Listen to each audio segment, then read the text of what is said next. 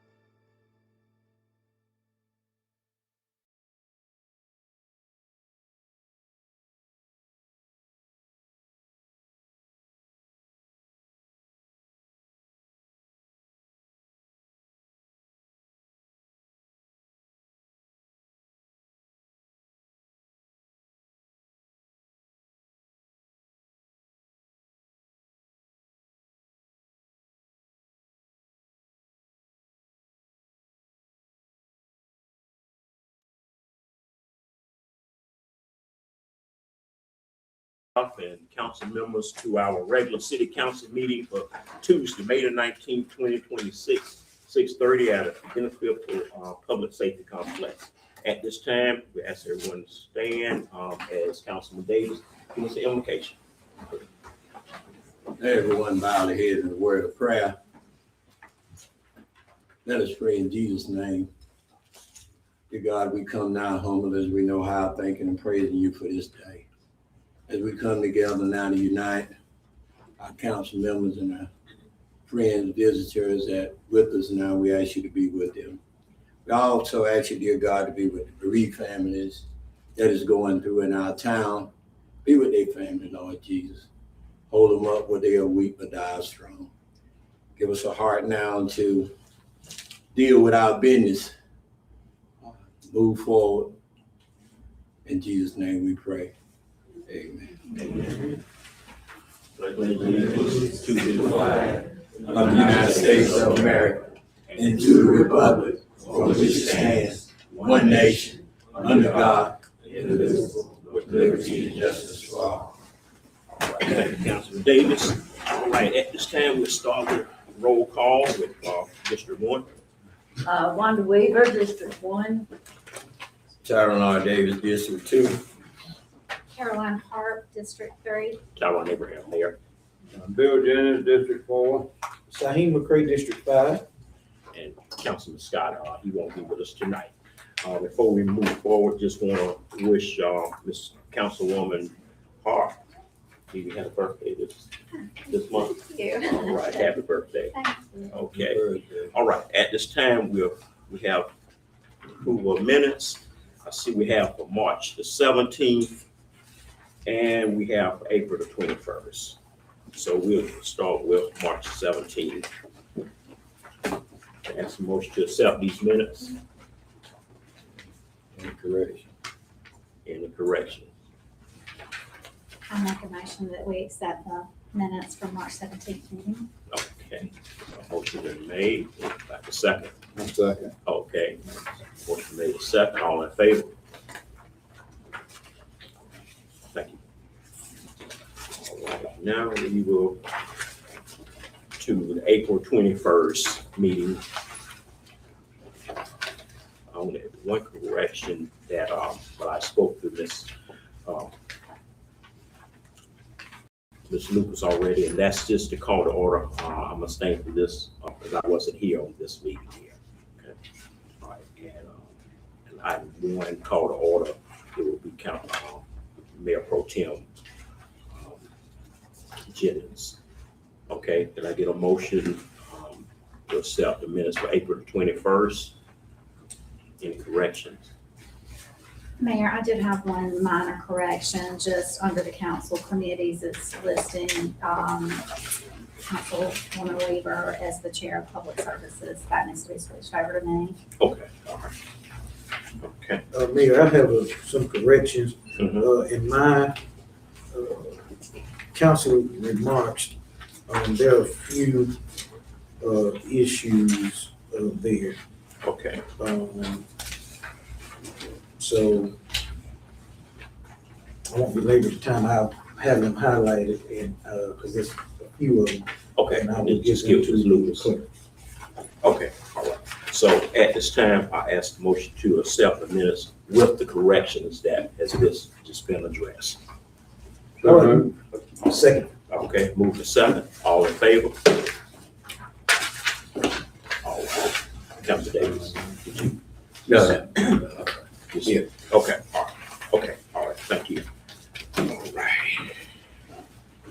Okay, at this time, we will move down to item 15, Ms. Ward.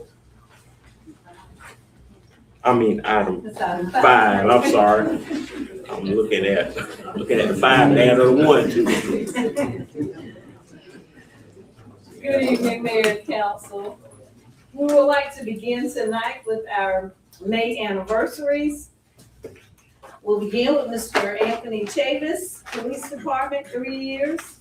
Bryant Galloway, Public Works, 4 years. Devontae Jenwright, Public Works, 1 year. William Hall, Police, 21 years. Chris Hamer, utility billing, 1 year. Caleb Lopez, police, 2 years.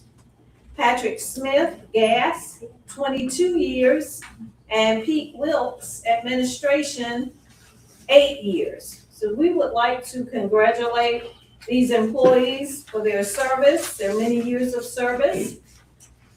Next will be our new hires for the month of April. We have Mr. Dante Owens, uncertified police officer in the police department.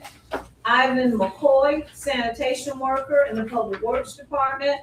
And Mr. Jacob King, police corporal in the police department. So we would like to definitely welcome these individuals to our City of Bennettsville team and look forward to announcing them 21 and 22 years. All right, Thank you. great job. Good job. All right, thank you.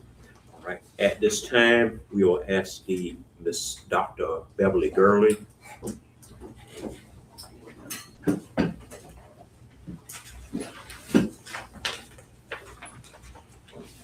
Good evening to everyone. Good evening. I am Dr. Beverly Gurley, which I'm not a stranger to Marlboro County and to the city of Bennettsville, because I have served in many capacities in the education arena in Marlboro County.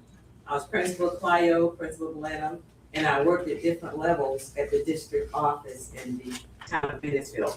But tonight, I want to thank Mayor Abraham and Mr. Salmon, the city administrator, and his team for allowing us to come back to speak with you all tonight.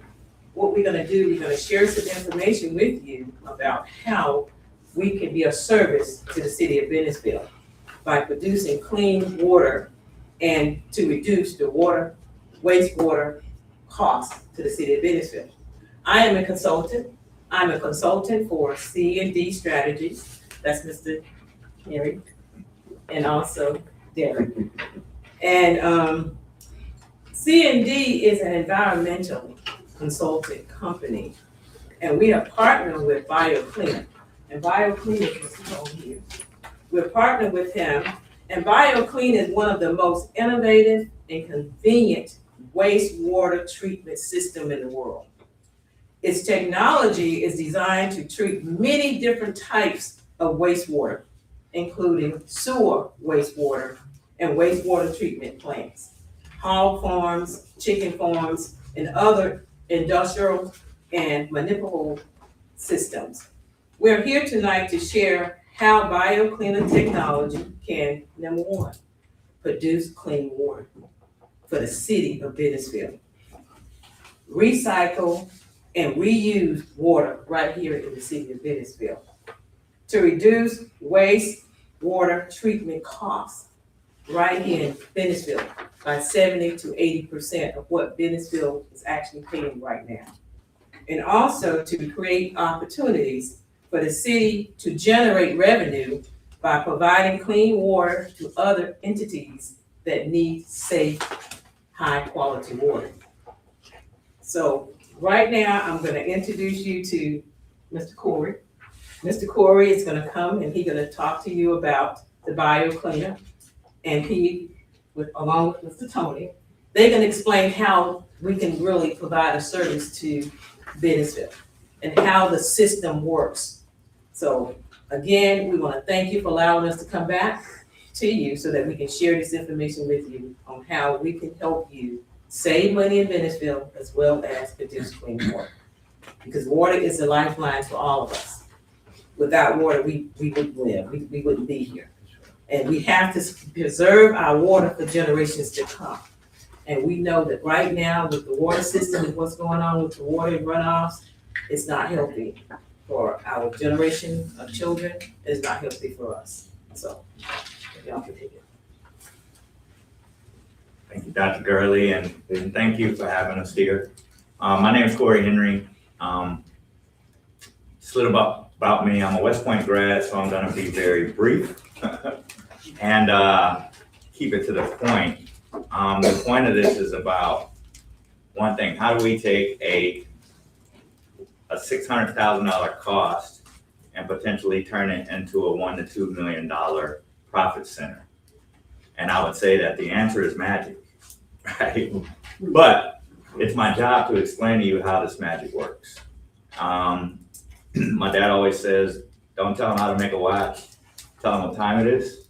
But it's my job today to tell you how to make this watch. And the watch is about wastewater. Most of us don't know how the process works, nor do we know the opportunities in it. So what I've done is I've put a short video together that's gonna cover most of the heavy points. And then that way we can spend more time just getting into the specifics and maybe questions of what you guys might need to hear in order to make a valuable decision for your city. So if you could, sir.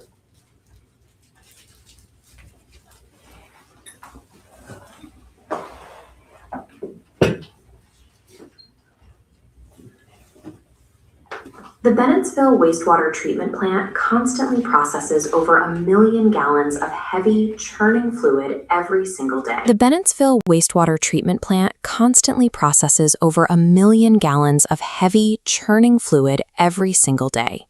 Maintaining baseline compliance across these aging concrete basins currently drains $623,000 from the municipal budget each year. The facility relies on conventional activated sludge.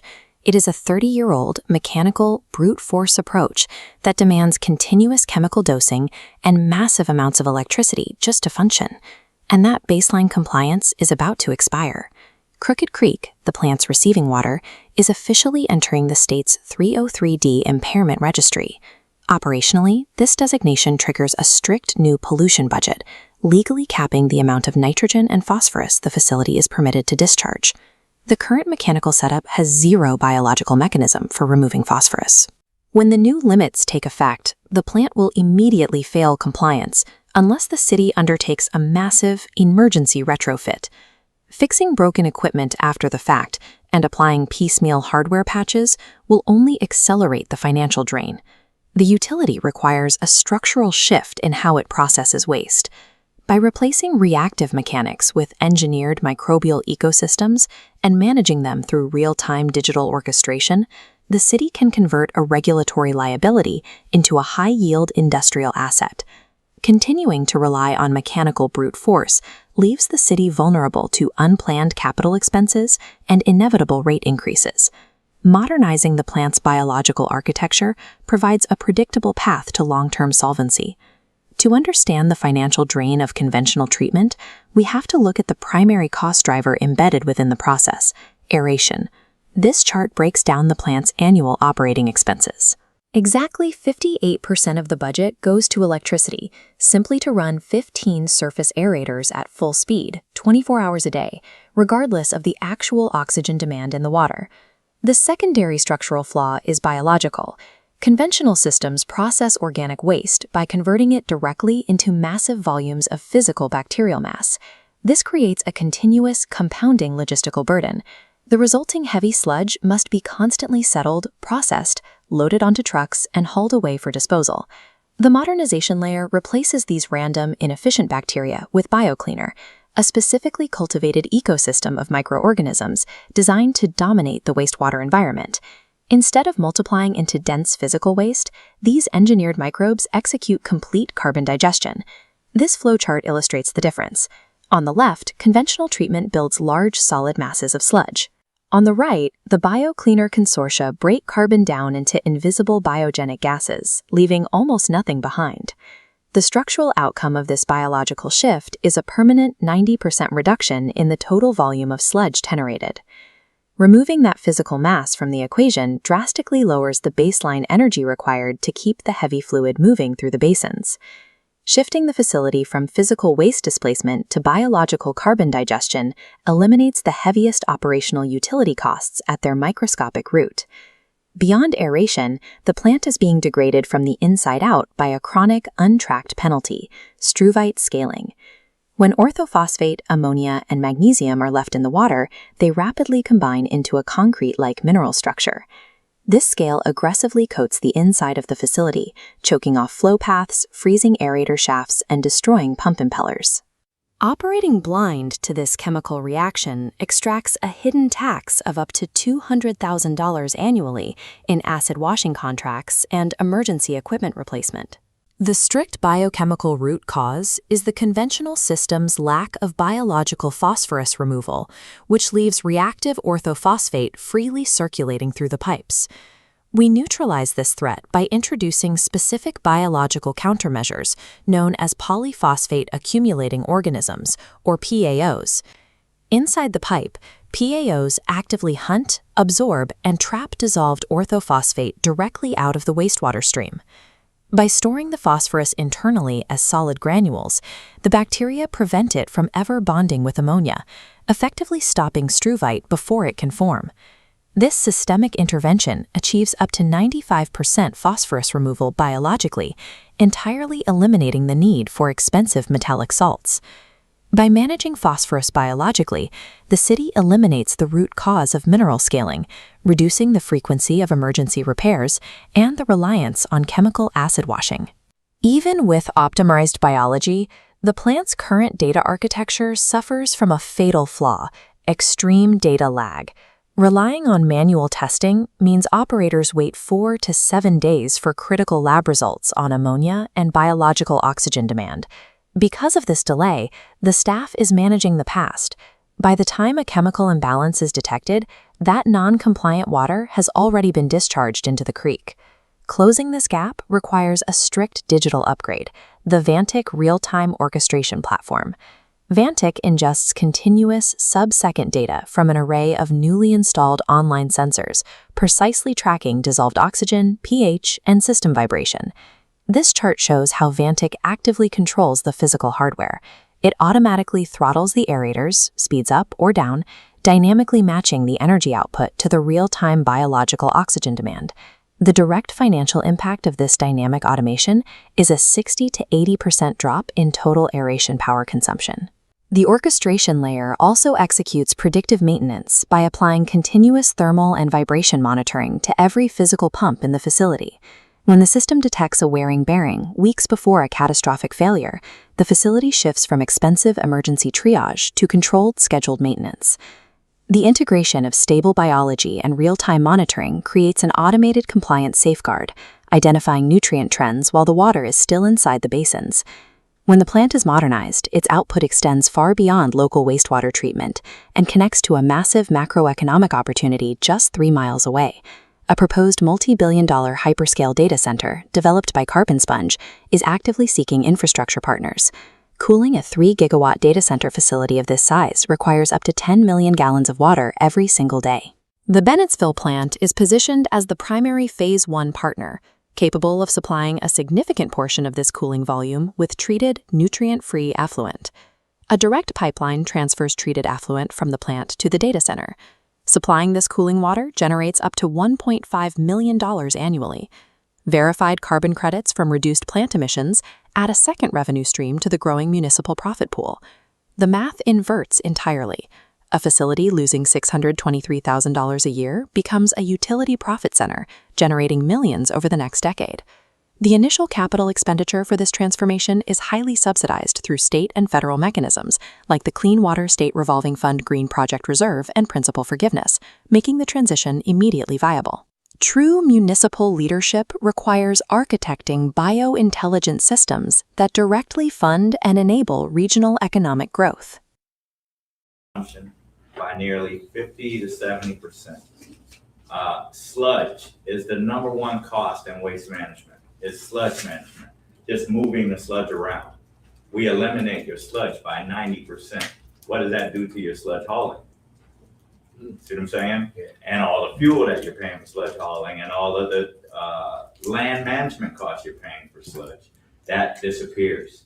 Number 3, the water that we used to just dump out is now commercially available water for data centers that want to buy water, right? The biggest issue with data centers is they don't have access to clean water. We can get the water, our wastewater, down to a level where it'll be perfect for a data center. That's a new revenue stream. Number 4, by reducing power, reducing costs, reducing consumption of chemicals, you earn what's called carbon credits. And those carbon credits will belong to the entity that is showing the delta, the reduction. That means that's a new revenue center for the city. called carbon credits, and they last about 20 years, so you don't have to spend them right away. So those are all things that are very much available for, for this small upgrade, instead of just replacing the current same system with same parts. We could totally revolutionize the way we do wastewater management. So I just wanted to relay that. Tony has been with BioCleaner for many years. He's traveled the world, installing these systems all over the world, having tremendous results. Our very first unit is still in operation. It's been 17 years now. So we've never had to replace a single unit. But Tony, you wanna? Yeah, I'm the North American manager, so I work with contractors, reps in North America, primarily North America. So we started as a biotechnology company. We developed this microbial cultivating machine, kind to put in layman's terms. So we study soil bacteria. So I'm telling you how we're making it. We use soil microbes, which are highly abundant throughout the world. Now the engineering is basically studying those soil bacteria and then mobilizing the soil bacteria and pretty much putting it in a pellet inside a housing unit, which is attached to a delivery system.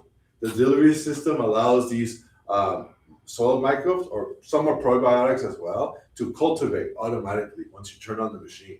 So in your wastewater facility, these machines, these cultivating machines, are placed in your ponds or tanks, and you turn it on and the microbes get to cultivate. And then our microbes outcompete the existing bacteria that are coming in from your sewage. So what our microbes do is we discovered that these microbes can break down sludge, liquefy sludge. So it liquefies the sludge and it converts it into carbon dioxide and water. And basically, you can offline your sludge equipment, so you don't need to process sludge anymore if it's engineered ideally. So BioCleaner, this technology is basically a stepping stone for improving, upgrading America's aging infrastructure in wastewater treatment. So by improving the wastewater treatment, it's a stepping stone to improving the economic output of a city, a small town, which has benefits in saving money and to benefit the local citizens and the government as well, to use that money, to allocate it for economic output. And basically in BioCleaner, our first installation, one of our first installations was in the United States. It was basically a bird sanctuary. So it was a 500,000 gallon pond that had koi fish basically, but the koi fish were dying due to nutrient loading. And basically we installed one of these machines as one of our first projects. And then after that project, we started applying it around the world, not just for small applications, but for industrial. So industrial multinationals also emphasize on saving on their operating costs. So like Coke, Pepsi, these type of companies focus a lot on operating costs. So if we can lower operating costs, it's a huge benefit for them. So they could allocate the savings for marketing more product output. And in the United States, we also started integrating the system into small towns for sludge reduction, also in Iowa and the Midwest, and also in private sector. One private sector application we did in the US is Halliburton. So basically what you do is they clean the oil drilling machines, and by cleaning oil drilling machines, they generate wastewater and sludge. So we also apply it for those applications. So BioCleaner is very versatile, which we can apply to various wastewater treatment applications. So with that, I want to ask if you guys have any questions. Yes, sir. Yes, I have a few. Thank y'all for coming today. I noticed that most of your video talked about, and we did get these from you all, right? Yes. Okay. Most of your video talked about data centers. Well, we don't have one, so down here, not to my knowledge. So, my question is it possible to get this without that? Absolutely. This is not predicated on that. We're just saying that some cities are proposing or considering data centers, and data centers do come with a big water requirement. I understand that there's a data center proposed That's about three miles from here. And then inside of that proposal is the demand for at least 3 million gallons of water per day. And from what I understand, we produce close to 1 million gallons of water a day that could potentially service that. It doesn't have to. I'm saying that's potential. So our focus is really just on reducing the cost and improving your compliance because of that 303D designation for the creek. That's a very big environmental issue, and the TVL will become an operational issue at our current rate. So this is about getting ready, prepping and preparing ourselves to not only reduce our costs, but to be in compliance with that TVL. Okay, because most of this is centered around data centers. Most of it has it all throughout the packet. So No, it's just in one part. It's mainly just talking about that opportunity, but it's mostly about what the system does and what costs we can reduce. That data center thing was just meant to be, hey, that's potential opportunity. It's not meant to dominate the presentation. So the total presentation I think we sent is about 13 pages that we have, you know, and that doesn't cover the data center very much. oh, I think this is it, right? We have a 13-page one. We just didn't print out. Does he have? Okay, well, I won't, hold y'all for too much longer, but like I said, a lot of these things in here, has something about data. It talks about data centers, so I just want to make sure that it was Yeah, an it's not opportunity without a predicated on data that center in at case all. that doesn't go good, because almost every page has that on there. And secondly, it says critical milestone, September 19th, 2025. I'm sure it means 2026. So is that when you all need to know, I guess, if we are interested in pursuing this, water filtration? I mean, you all water infrastructure. We were just suggesting some potential milestones, some things to think about, just kind of a what are the next steps kind of thing. So I just made some suggested next steps if the city was interested. And those dates are totally up to you guys. It's not predicated on us. It's not like there's a date. Mainly, we're looking at this TVL permit is close to being redone. So it's really all about trying to base the timing on that and focus on proactive actions prior to that new permit. That's what I think that was really kind of aligned around. And how long would it take for you all to install, this system per se? We say 3 months, but the truth is it's about a 2 week to 1 month install from an operational point of view. Then it's monitoring after that. But it doesn't take very long. The units are almost like set it and forget it. You can literally just set it on top of the water, turn it on, and it's not very much super technical install. Oh, You know, okay. it's So built easy to sit on top of and be modular and sit on top of what you already have. And you all kind of stay on for like a year and Absolutely. assist or whatever like that. Absolutely. Okay. Y'all have any systems in place in North or South Carolina that we could refer to? Not yet. The closest would be Iowa. We have 2 installations in Iowa, a couple in California. We had one temporary in Rochester, Indiana. It was a hog farm. Basically, it was a temporary because it was just sludge reduction. So it's an AMV services, so they service hog farms throughout the Midwest. I'm not sure if they do East Coast.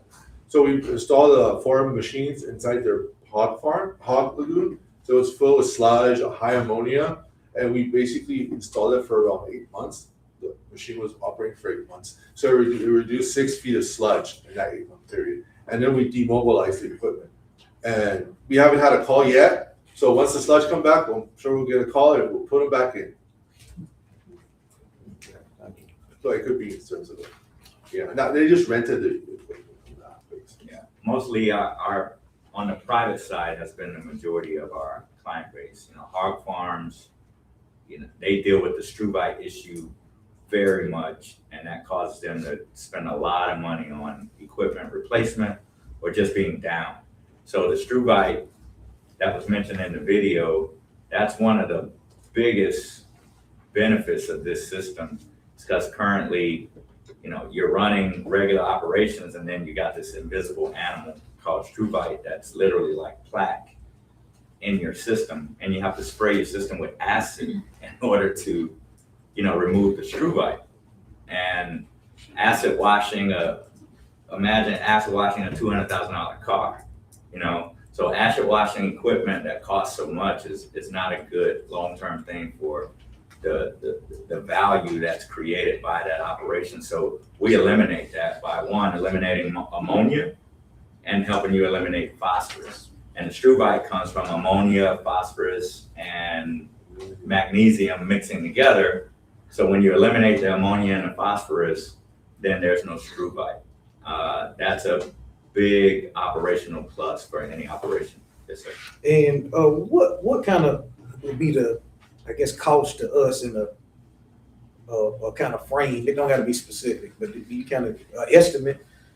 I'm not seeing something there about like a grant, of course, that we already, I guess, have secured or whatever. Yes.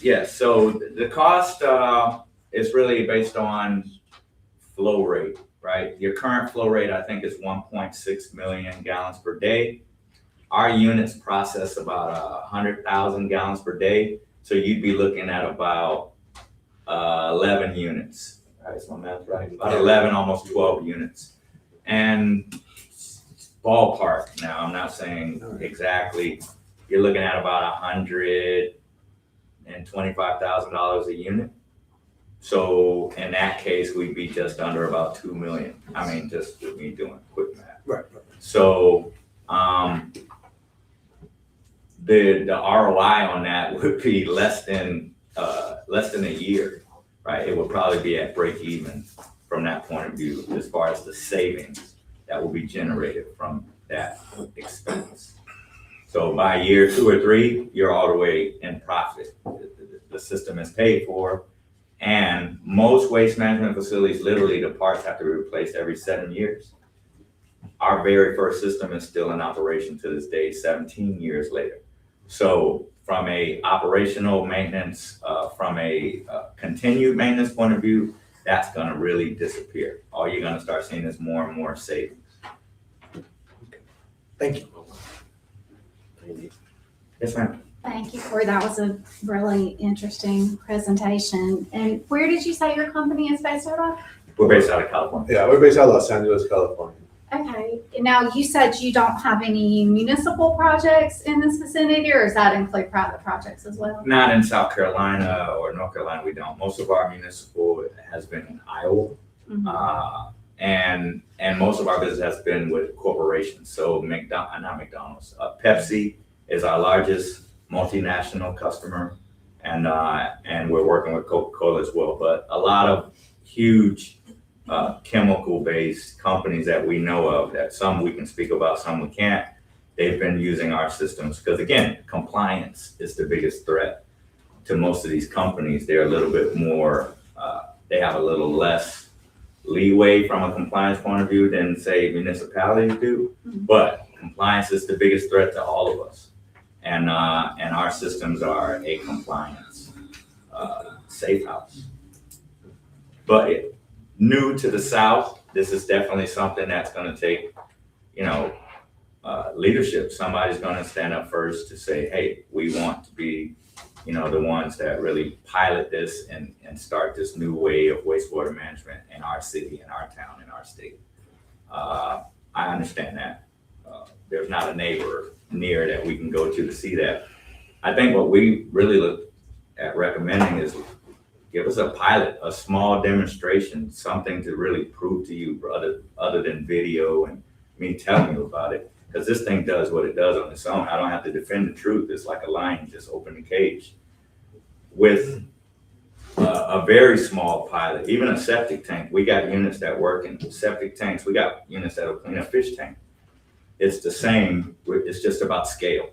So that's what we're really here to, to just offer a new opportunity to a city that is definitely in position to benefit from it.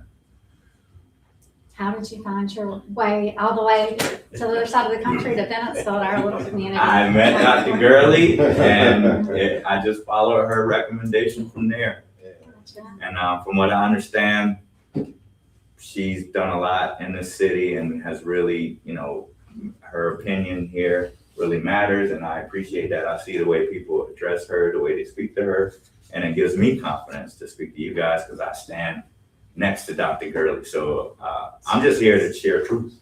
And that was the easiest part for me, just to share what I know to be true and to answer questions and to do whatever I can to help this city move forward from a decision-making point of view. And your company provides the biological treatments as well as the equipment that's required? Yes, ma'am. The That all training comes from we you guys. do, we will be training your people how to, manage and maintain this because it will be your system. We will be, of course, always available from a service point of view. I would just tell you, I'll share with you that in the past, that has been very minimal.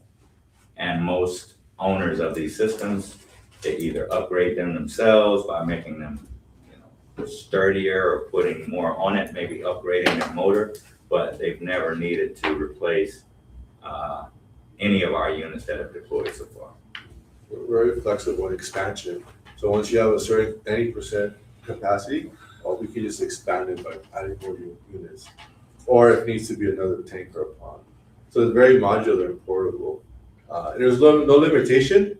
Like Corey mentioned, we could do from small to a septic tank. We have a tiny units for design to make a septic tank into a micro SCP, all the way to a large municipality or the city of New York municipal wastewater system that could service 10 million people. There's no limitation on this system. A difference in, because the aging wastewater system has been around for like 100 years, activated sludge. So there's been incremental improvements over the last 100 years, but this technology is a revolution, not an evolution. So the way we introduce the microbes into the water, although the soil microbes is not their natural habitat, but since they replicate and grow so quickly, they get adapted to living in water and basically be able to break down the dead organic sludge, basically dead organic matter really. So even if you put a banana peel or a dead fruit, with the skin of a fruit, it'll either chew it up. Yeah. Is this a proprietary system or do other companies do the same thing? We have a Green A patent from 2008. Mhm. So anything that looks like or performs like ours is technically ours. So we don't have any competition.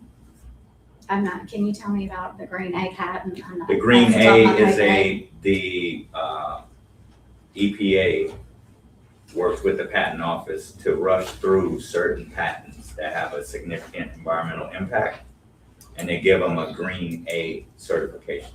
So we received that Green A certification, and they rushed our patent through. I think it took about 90 days for our patent to get approved. Yeah, because suppliers offers microbes, but they sell it in powder or liquid form. So we make this machine that automatically generates. It cultivates by itself since it's a immobilized bacteria is the one that's cultivating from start. So 24 hours a day, 7 days a week, the machine is cultivating the bacteria. So you're not dosing bacteria or chemicals or enzymes into the water anymore. Because the machine automatically, constantly creates the bacteria throughout the day, throughout the night, without having dosing. Because in your wastewater system, you have different rates at which your bacteria goes into the wastewater. At night, it's different because people use the restroom more during the day than at night. So it's a different fluctuation. But our machine constantly generates that growth rate. And like Corey mentioned, we have a green pantanate. Also, you may ask, are these microbes harmful? They're also biosafety level 1, so they're not harmful to humans or animals if ingested with clean water. Since these are basically probiotics as well. So you can ingest our microbes and they're sturdy and healthy and good for you. Okay. You have a question, yes? Yeah, I just want to know about, maybe you can give me a number about how many units you already have out of towns and cities already, y'all already done. Or US or around the world? Yes. Around the world? Yeah. We have like I mean, Probably like 500 installations around the world. Probably more than 500 installations, from small to large. From as small as a septic tank to a small restaurant like a McDonald's. We also have a lot of fast food restaurants, which have issues with the grease, their fats, odor. We also have units for those grease traps, all the way from a municipality, small, medium size wastewater plant. what, on the unit, what would you have on the units? What the expected lifetime on them and the warranty on them? The microbe that's here too has a 10-year warranty. We give a 10-year warranty due to our longest running project, which is the STP, has been operating for around 17 years, and they've had to refill any media. We had to replace the microbes in that machine. The only parts that replaced are the floaters, the blowers, and the aeration grids that provide the mixing. And the structure, it's a fiberglass structure, that's the floating unit, or it could be in stainless steel or carbon fiber, depending on if there's aesthetics and purpose for it, like a golf pond. So it's at 10 years now. Our owner has said when we hit 20 year with that first unit, then he's considering changing our guarantee to 20 years. But right now we're at 10 years. Okay, last question. How long did it take you to train our guys with that? How long would it take? Probably a few weeks. Yeah. So when you're commissioning it, when you're training your staff operators how to first assemble the equipment, because when it comes on site, it comes in parts, so it's assembled. It's very easy to assemble, and then installing the equipment and then monitoring it basically. So it's just assemble, monitor. That's all I got. Okay, we just want to thank y'all for coming, and like I said, we'll be in touch. Thank you. All right, thank you. All right, thank you so much. Thank you. All right, at this time, we have Mr. Millhouse. Good evening, Mayor, members of council. I'm Bob Millhouse. I'm the city auditor, here to present your audit report for the year ended April 30th, 2025. A copy of that is in your table. The document that's before you has a lot of information. From the table of contents, you have your basic financial statements, which is your government-wide financial statements. We'll go through in just a minute. Then you get governmental funds, your proprietary funds, your fiduciary funds. You also have required supplemental information, which is a lot of data and information that supports these numbers. And then you have other financial information at the very back. If you would turn to page 1, please. Millhouse, yeah, we need one more.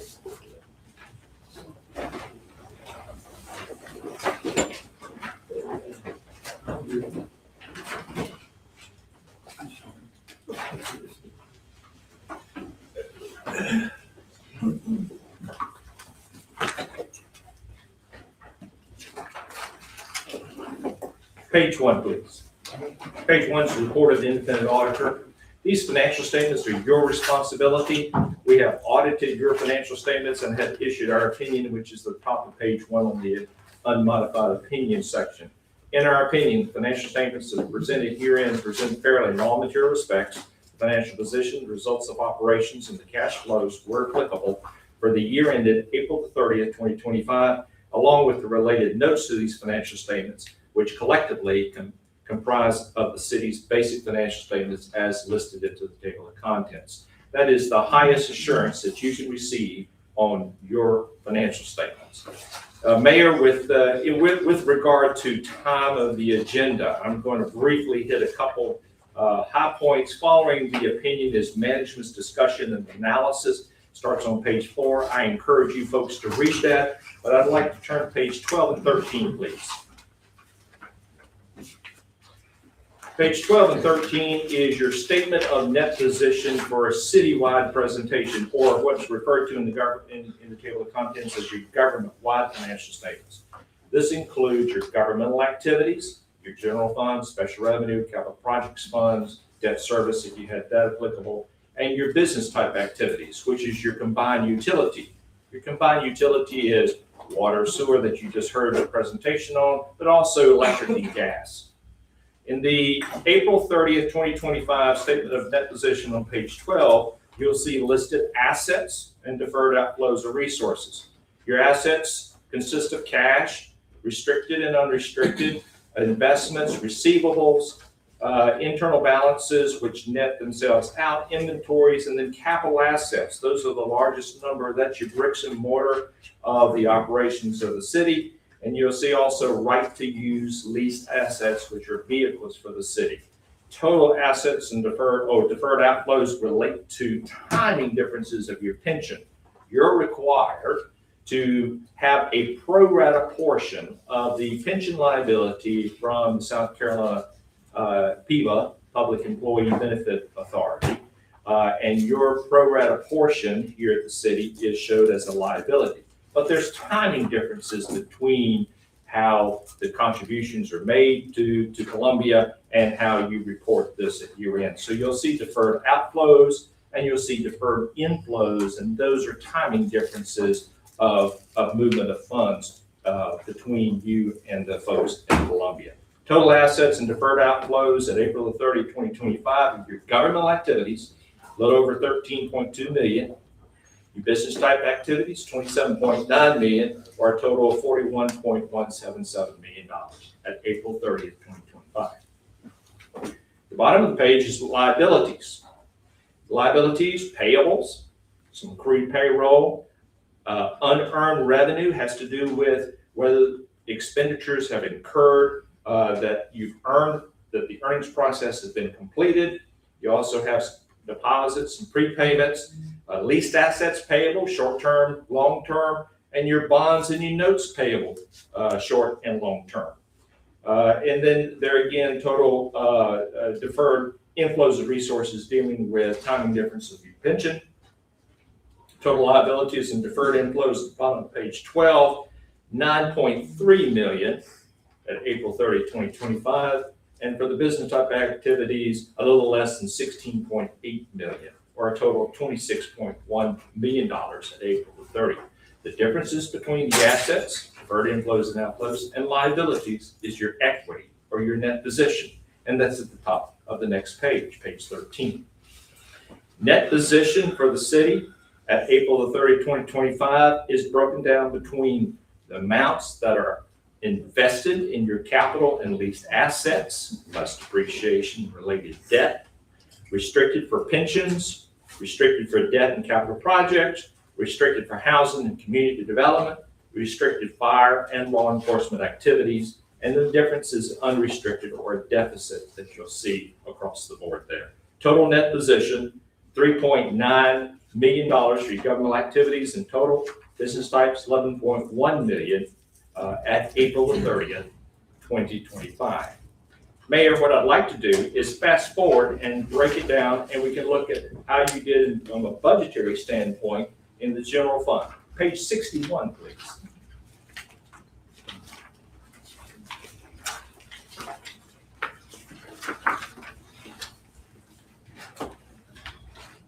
'61 is your comparison of budget for your April 30th, 2025 budget year, along with an actual column in the variances. The general fund is part of your governmental activities. A big picture that we just looked at from the balance sheet, but interesting here shows how you did from your revenues, your taxes, your local option sales tax, licenses and permits and franchise fees, fines and forfeitures, charges for services, user fees, interest income. Total revenue in the actual column, 5.759 million, or about almost 500,000 higher than your budget, 497,000 higher, positive variance. Expenditures in the middle of that page is broken down into the various functionalities of the general fund.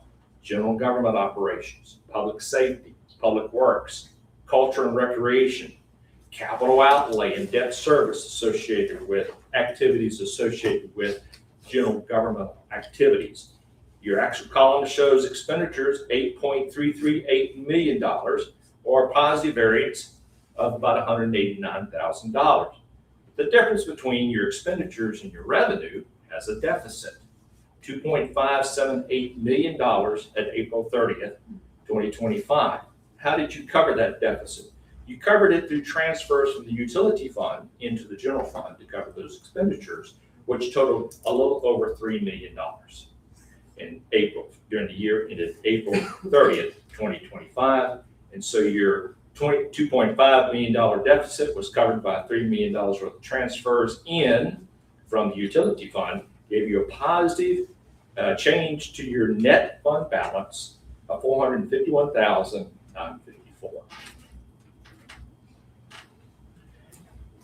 Now let's look at the combined utility fund, which I'm going to fast forward. This will be the last one that I'll go through. Page 77, please.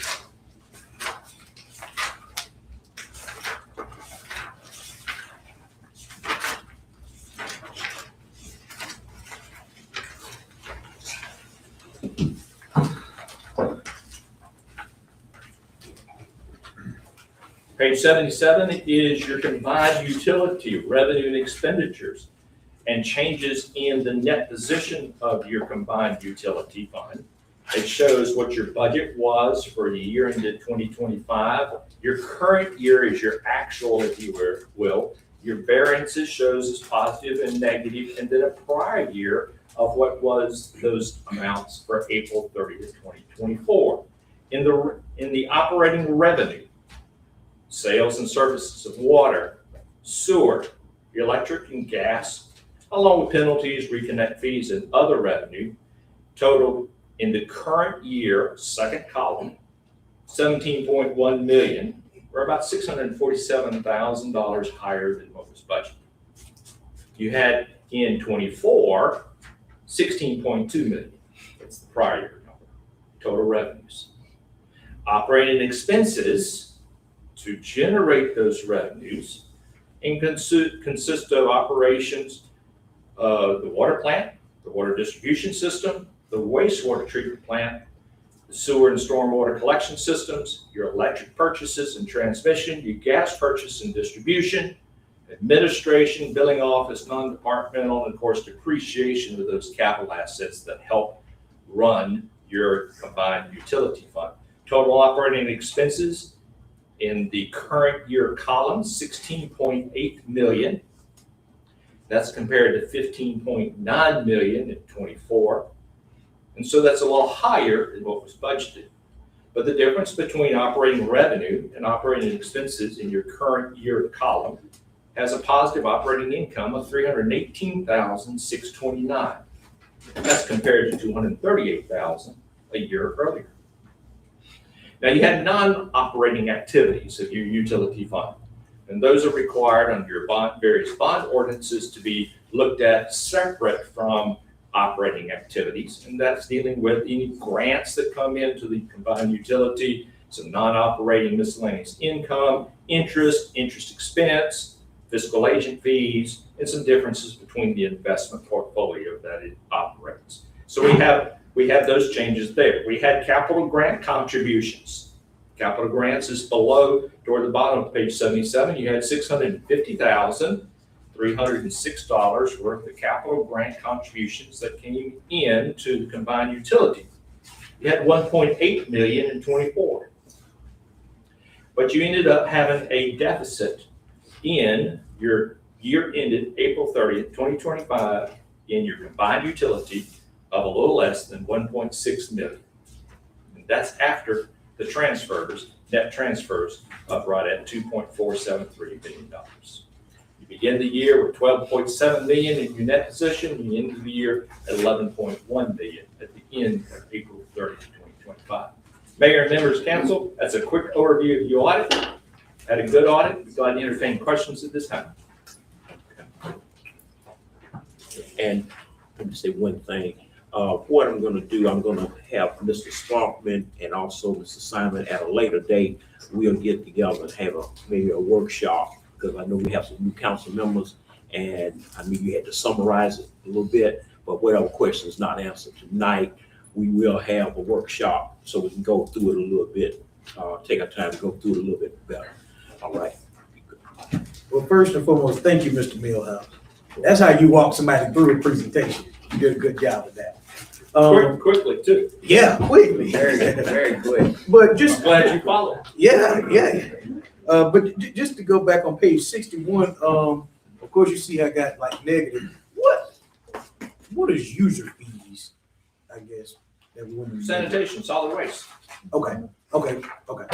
And I guess my second thing was, did you provide the city with an electronic, a digital copy of this? I did. Okay, I would like that, Mr. Sparkman and Mr. Simon, at your earliest convenience, so I can look through it. But thank you, and I had a question about the transfers from the utility fund, but I'll Defer. get to that, at a later date. But I do got some questions about that.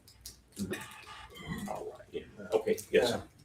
Not necessarily many questions. I'm amazed this is presented to us this soon in the year. Thank you, Mr. Millhouse, and thank you to the finance team. It's a tremendous improvement from what I've seen over the last 2 years of getting the job done.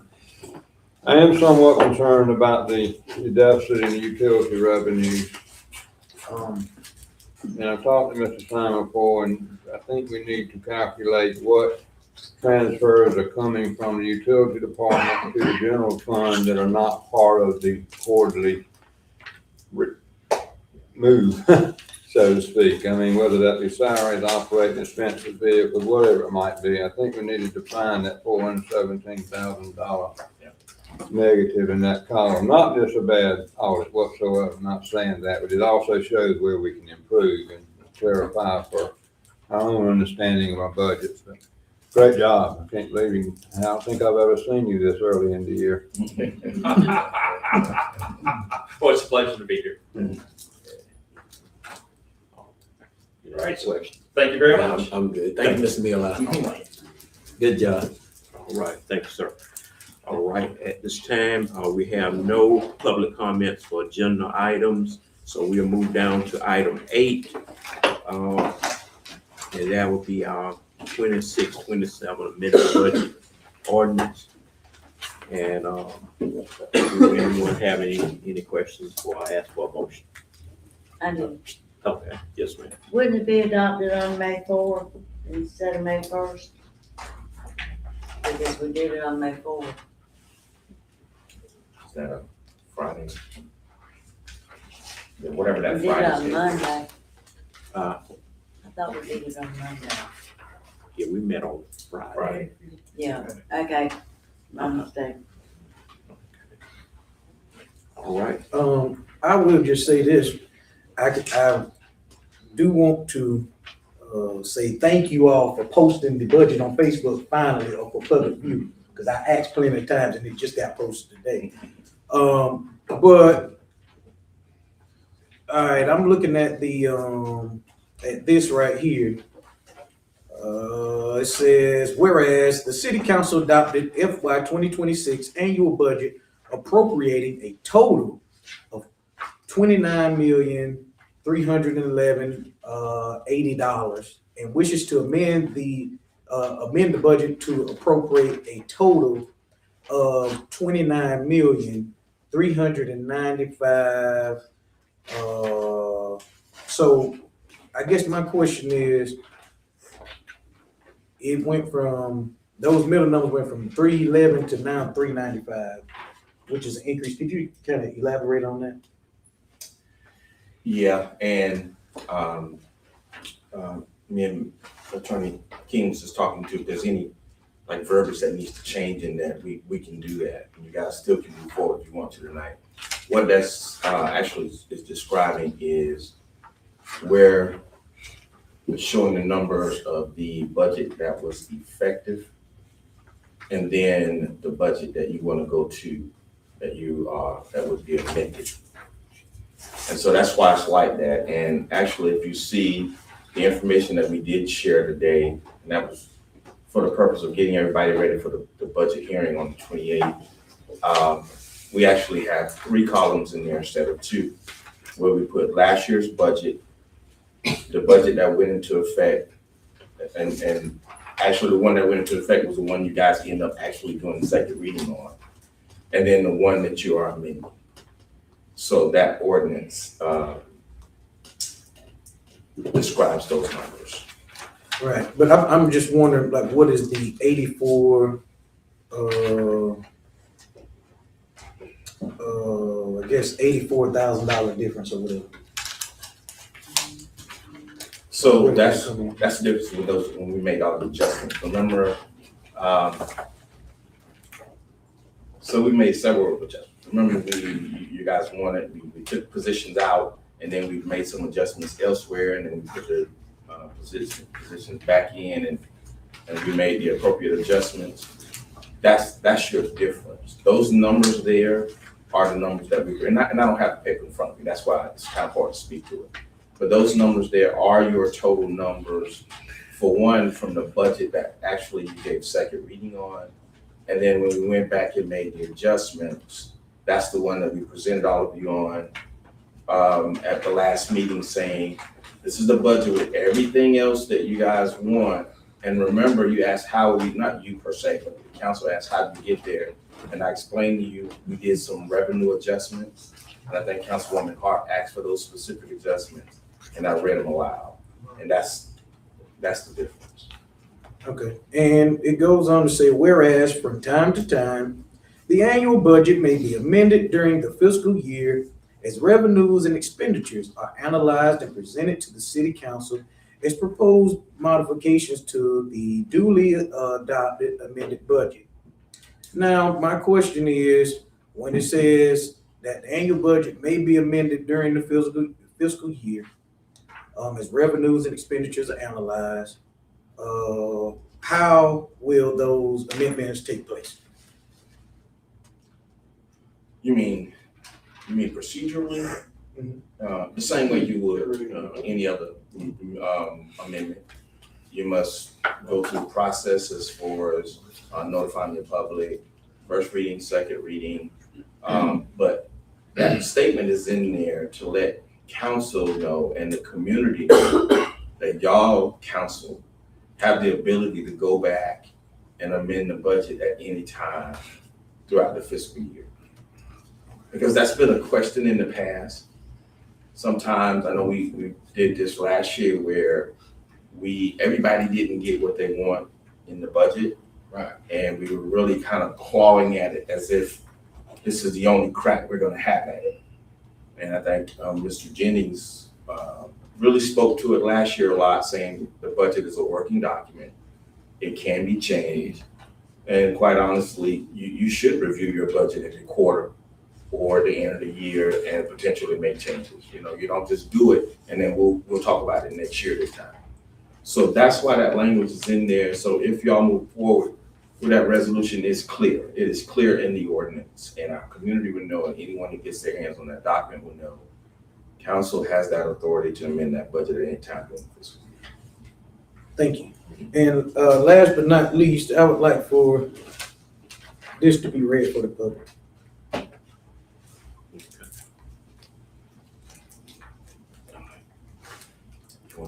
I would like for this to be read. Oh, the actual resolution? Yes. That's actually a good idea. And let me tell you how we got here, because like the last meeting, I asked them, what is a first reading? And so, we have first readings, and you don't have to read, it's kind of pointless. So, read it this time. Yeah, this actually, this is a good idea. I like reading things in the public, so they'll know the information that we're actually executing. So this is an ordinance number 26-05001 to amend the budget for the city of Bennettsville, South Carolina for the fiscal year beginning May 1, 2026 and ending April 30th, 2027. It states, whereas pursuant to section 57260 of the Code of Laws of South Carolina, the council adopted the budget on May 1, 2026 and is interested in amending said budget. And whereas the city council adopted fiscal year 2026 annual budget appropriating a total of $29,311,080 and wishes to amend the budget to appropriate a total to $29,395,269. And whereas from time to time, The annual budget may be amended during the fiscal year as revenues and expenditures are analyzed and presented to the city council as proposed modifications to the duly adopted amended budget. And now therefore be it resolved by the mayor and city council of the city of Bennettsville, duly assembled, and by the authority thereof, that the budget for the municipality adopted on May 1, 2026 be amended by adjusting general fund revenues and expenditures, which is how we got to that number. Thank you. Thank you. Okay, any other questions? Okay. At this time, I ask for a motion for the 2026-27 amended budget of, wait a minute, let me start over. Can I have a motion to adopt first reading for the 2026-27 amended budget? So Mayor, I'd like to make a motion that we adopt the first reading of the amended budget. Second. As stated by the mayor. Right word. All right, motion was made, you second. Okay, motion was made, second, all in favor? Okay, all right, thank you. All opposed? Okay. All right, thank you. All right. Okay. We will move now to item 10. And that is the, we said we was gonna bring it back to council, so we can, make a decision on moving forward to send it to our, planning and zoning for our planning committee, to review that. And then they'll get the information and bring it back to us. Is that, Ms.? That's correct. Okay, all right. Yes. Did they not, excuse me, meet already? Because I saw the notice after we decided to table it. I saw the notice in the paper saying that they were gonna meet. Yeah, they did meet, and I'll tell you what, Ms. Denise, will you explain, After you, brought it to my attention, we canceled that meeting. Okay, So we met before that, but then it came back to council and then you guys denied it, so okay, we're back at the beginning. okay. yeah, so, Because I'd like to, I know there's the planning commission, but I'd like for the residents of that street, right, that's gonna happen as well. okay? Yeah, right, we're gonna go do And that's nothing against Miss Mary. Okay, If I may, just for 1 second, uh-huh, I think y'all just started talking about it. I think for the public, if I can just take a second so they'll know exactly what you're Okay. talking about. exactly. So this case that they're discussing now was a request to rename Lawson Street to D Street. This request was presented to council on November 18, 2025 for consideration. During that meeting, discussion took place about the procedure and council sort of questioned the process. At that time, council voted to table the matter out of concern of the process. Now the matter is before you all tonight for consideration, with the understanding that the request must follow the correct process and start with the planning commission per section 151.23-26 of the ordinance. Okay, I just wanted to, so they'll know. Okay, all right, yes, sir. Oh, no, I would just like to say that, back in November, I talked with the mayor about my dissent and, it's nothing against anyone, but my only thing is, the way I look at things is what's good for the goose is good for the gander. Meaning, if we do this one time, how often will it come before council for approval? And, I don't want it to be, if someone else comes and wants it done, if we pass this one, how will we justify denying, another party that right? Right. So that's my only concern with it. I want to be fair all across the board. I don't want to, kind of just get into this because then we have a lot of people mad with us, for not, passing that, in the future. And y'all know how people are, so, but I just want us to have a fair process, and to be able to do it fair. because I think with this, you know, along with this, I think some more will come. And I don't want to put us in that situation with us having to choose between, you know, or give preference to someone. Now, I'm all for, you know, erecting one of those big green signs, you know, and putting something on the street. But as far as like changing the whole name, I'm not in agreement with it for that simple reason. Okay, and to basically kind of justify and assist with that, a petition will be done to the citizens that live on that street. So if that case come where someone else would like to do that, then it would depend on the citizens that live on that particular street. So that would justify us. That would be a process. Yeah. Mayor, I know this was, you know, a process that kind of began before I was sworn in, but I actually was at that meeting and but still, I think at the time it seemed like there was some confusion regarding the process. Yeah. But I know I've reviewed the ordinance that we have in place and it seems pretty clear that, you know, if the planning and zoning department recommends that it be considered, then, you know, the process is in place. I'm just not sure why we need a motion if it's already outlined in the ordinance. Well, what happens is we make a recommendation to you guys, which we've Right. already done, that's why the mayor has it. And you guys decide whether it moves forward or not. Yeah. So once we go over here, like I said, when it came the first time, it was things that we had to come back for, and I thank y'all for doing that. So we make sure that we cover, so we have that situation to come again with someone else. And so what you want us to consider So, is a motion to right, a take motion this to- to the zoning board. To send it to the planning and zoning and the planning committee. Yes. I have one thing to say. Yes, sir. This, I'd really like to see, and for us to understand why, the meeting was canceled.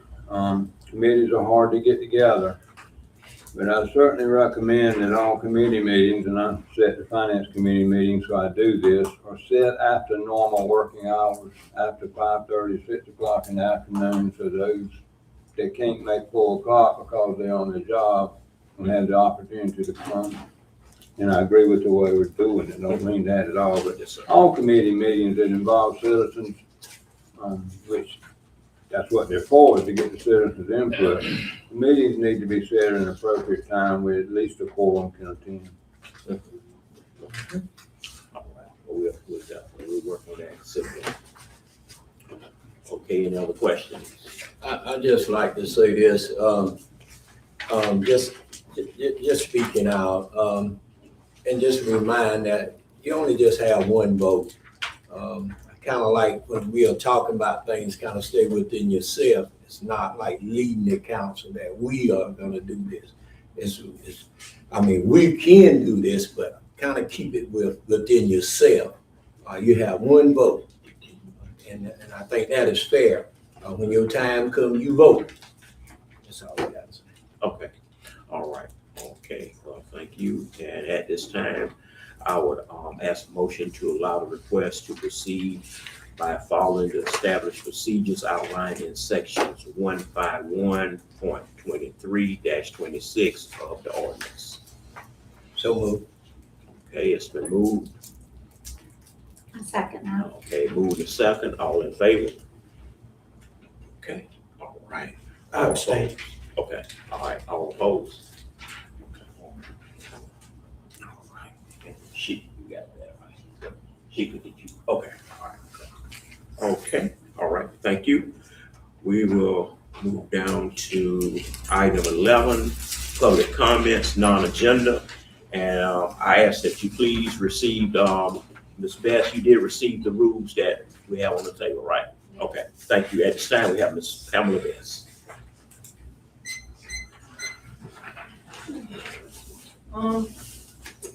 Last time you cut my husband off that spoke behind me, you only let him speak for 2 minutes. And I think the gavel and the police escort was a little much. Just because you don't like what I say, doesn't mean I can't say it. I don't threaten and I don't cuss, and I do not lie. Call my bluff. Can I stop you 1 minute? I know I wasn't here, but, I did see it. Only thing we ask is that you are, respectful, okay? I know I deserve the same respect. Council, okay? And I'll read, And just a quick start. Facebook status, this was a couple days ago. Since the city of Bennettsville disabled comments that no one can comment, so there's a Bennettsville Peeps and Friends, I think a bunch of us are probably acquainted with it. 2 black dogs on Covington Street now and Jordan Street chasing people's cats, because people do have pets. They're not all, ferals or whatever. So if I call that in, you're telling them not to answer it. So what if I call it in and say they're chasing me, or they're chasing a child? Or I started coming in here 3-4 years ago. I've been through different mayors, I've been through different council members, been through administrators. I think there's been maybe 8 animal control officers. And why, if anybody is confused of why I keep coming in here, I was calling it ordinance 672, but that is the county ordinance. We have an ordinance that's chapter 91. Please read it and know that it's not being done. And I keep having to come in here. If you would like me to read some of it, it was updated in 2022. It's perfect. It talks about community cats. It talks about tethering. And when I say y'all need to get outside and look, call me. No one calls me. No one emails me. No one does nothing. And you act like you want the community's input, but you treat some of the community like crap, me included. I've had my job threatened. I've been lied on, all kinds of stuff. And like I said, if you don't believe me, call my bluff. I have years of emails, years of texts. All I want is for chapter, you talk about ordinances all the time. What is the difference with this one? Is it uncomfortable? I know it's uncomfortable. And yes, I am on a mission because it's animal abuse, it's animal neglect, and you're all sitting here and you're saying it's okay. It's your district, your district, your district. It's everybody's district. Everybody's. And I will be back next month, and the month after, and the month after. I've been doing it for years. I will die on this hill because I'm outside 8 hours a day. I had to work in 90-degree heat. I have to drink water constantly. I had to go home and shower and come back. Imagine a dog with fur. And there's an ordinance that protects these animals that's not being enforced. That's all I'm asking. Please, everybody in here, read chapter 91 of the city's ordinance. Thank you, Ms. Beth. And enforce it. Okay, we'll move on to, okay, we have no cases for item 12. We'll move down to item 13, Finance Committee. Virginia, anything? Finance Committee will get back to when we get started into our new budget in June, but we met together as on the last off and on for the budget process. Hold one minute. Y'all please keep it down, okay? Thank you. The committee will get back on the actions of the budget, and I do think we're all very much in tune and understand the budgeting process now. And yes, it is a lot of confrontation, and that's normal. I think anytime you're dealing with finance is normal, but I certainly want to give a special thank you to Mr. Simon and the staff, the finance department, the utility department, and all who put these figures together. It's going to be a challenge, and a welcome challenge by not just the administration, but the department heads of the city, utilities, and general services to maintain this budget. I know y'all work closely together. It's going to be a good budget when it gets passed and in final reading, and it's going to be where we try to operate under. If you would look at revenues in this year's audit, the general service world, they're actually over what we projected. Therefore, addition to revenues in the budget are understated if we're going to go by last 12 months profit. So although it's challenging and certainly very important, I think this council and mayor and administration, everybody, department heads, finance, did their best and have done their best up to the first reading tonight to get this done. Ms. Jennings, I want to thank you too for being the chairperson for the finance committee, because you keep us on our toes with it. You always, sharing with us and making recommendations, so I appreciate that too. Learn from a pro at home. All right, okay, at this time, public service, chairperson Hall. Okay, all right. Okay, all right, and public safety, chairperson McCray. We haven't met, cause I was a little tired from us meeting so much with the budget, but we go meet soon, so don't try to fight me. But we go meet soon, hopefully within the next few weeks. I'm still trying to figure out, of course, we want to be on a consistent basis, but sometimes each month gets a little excessive, but bi-monthly, I believe we'll work for the committee, so we're still working through that, but yeah. Okay. All right, and just to let council know, I am considering looking at, I know back in when we had our retreat, that we were speaking of changing our the way we meet and having workshops. So I am considering that. I'll be getting with each council member. Y'all be hearing something from me after we get through the budget process. Thank you. Okay. All right. So we will move down to item 14. I will ask for Mr. Sparkman.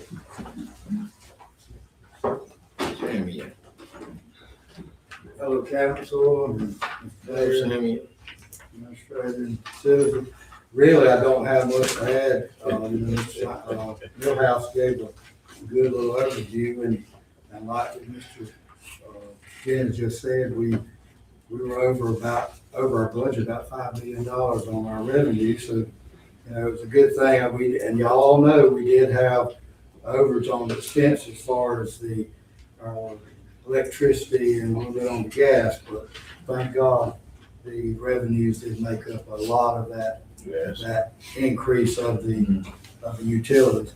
And so, as you say, over on, y'all might have seen, we were probably about 18% over on the revenue, but of course, the expenses were a little over too. But real proud that we did do as well as we did, and got an unmodified opinion on the audit. Mr. Jennings, we're real proud of that, and we're working hard, and hopefully we'll be even more on spot this coming year to get it presented even more timely. And we appreciate all y'all's help and you all's confidence that y'all placed in us to do a good job, and we'll try to keep earning your experience and looking at us in a positive way. Thank you. I got a question. Yes, I got a few questions. Looking at these statements, of course, I see all the bank names. Where is it? I see First Citizens, but then I say these citizens. Where is that at? That's the First Capital. Isn't that right? Some of the First Capital brand that Yes. changed names. Yeah, sometimes, and I'm not sure what's on that paper. Yeah, it says these citizens. And then it says First Citizens. They actually sold, First Capital sold out to, it's a bank here in South Carolina, but it's still, they have the branch in Barnborough. And it's And these citizens. These Citizens Bank, yes, and that's where the firemen's funds are. So that's where most of their accounts are. And going over, I'm looking at a few of these expenses. It says City of Bennettsville in the amount of $504,223.89. Can you elaborate on what that was?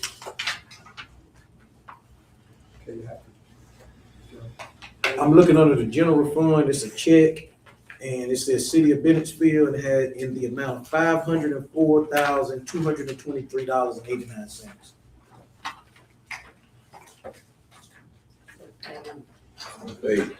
It is on, I don't know, back here it say 3 out of 15, but it's past page 3. That's on the check register. It's on the check register, so it's close to the back. Yeah. So go to the back first, and then go, I guess, 12 pages up.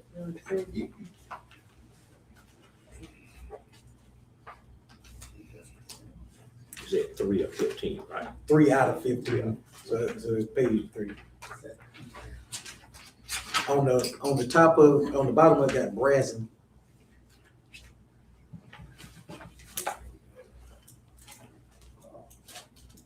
I'll actually have to look that up. Yeah, 'cause that's a pretty big amount, so I really would like to know what that is. Mr. Simon, you know about- I don't, we'll have to get back to you. Yeah. So when will you all kind of I let me can know do about that it? tomorrow. Okay. So will I get an email about it? We'll send an email out to all of you. Like when one of y'all asks a question, we send an answer out to all. of you. So by close of business tomorrow? Yes. Okay. And then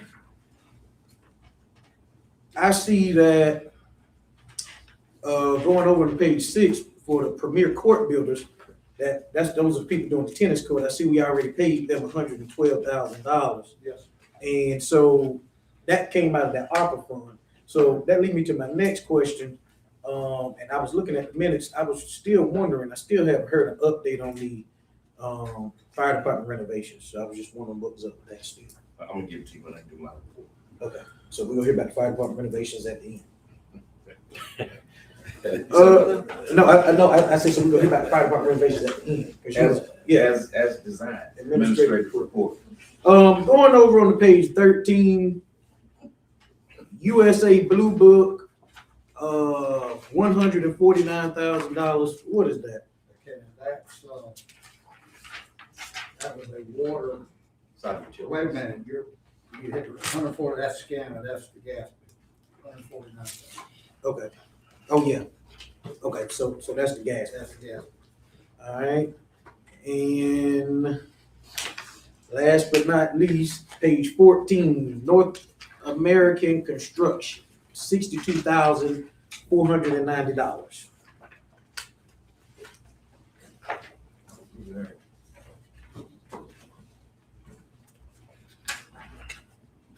You get that? Page 14. It says North American Construction, it's kind of in the middle, and it has $62,490. I can get you the specifics on that too. It could be multiple invoices. It could be more than just one.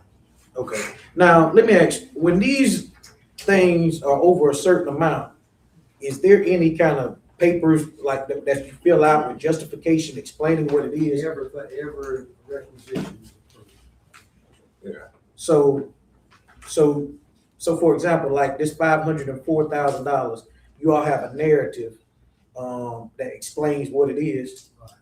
And I will, and what I would love for you to do is, and I will, Mr. Simon, he and I talked about that, when we get it to you ahead of time, if you could, I don't mind, it's easy to, to let you know what it is, when I can get the support from AP, council. Okay, because Yeah, to answer your question, yes, there's narratives there. That's how we code in our system. That's actually required. That's actually one of the things the auditor looks for, is to make sure all those transactions are coded accordingly. So we can give you that. We have all that detailed information for all of those reports, just depending on how much detail y'all want. But that's asking for those large transactions. We should absolutely be able to give you that information right offhand. We'll make sure we give that to all of you in the next, by close of business tomorrow. Okay, because it could be a combination of several invoices. Right. And I think going forward, I sent the email to all of council about the about ordinances in regards to like tracking transfers and all that good stuff like that. But I think we need to kind of look at these things like that, because in my opinion, if it's an expense for $504,000, that's humongous. That's like $500,000. So it kind of seemed like, we should be notified about what something that excessive is. But that's just my opinion. But thank you. All right, Mr. Sparkman, I'm coming to see you. I just had a question about, I have several ones highlighted, but I'm gonna come by to all of this, okay? All right. Okay, Ms. Brittany Jones.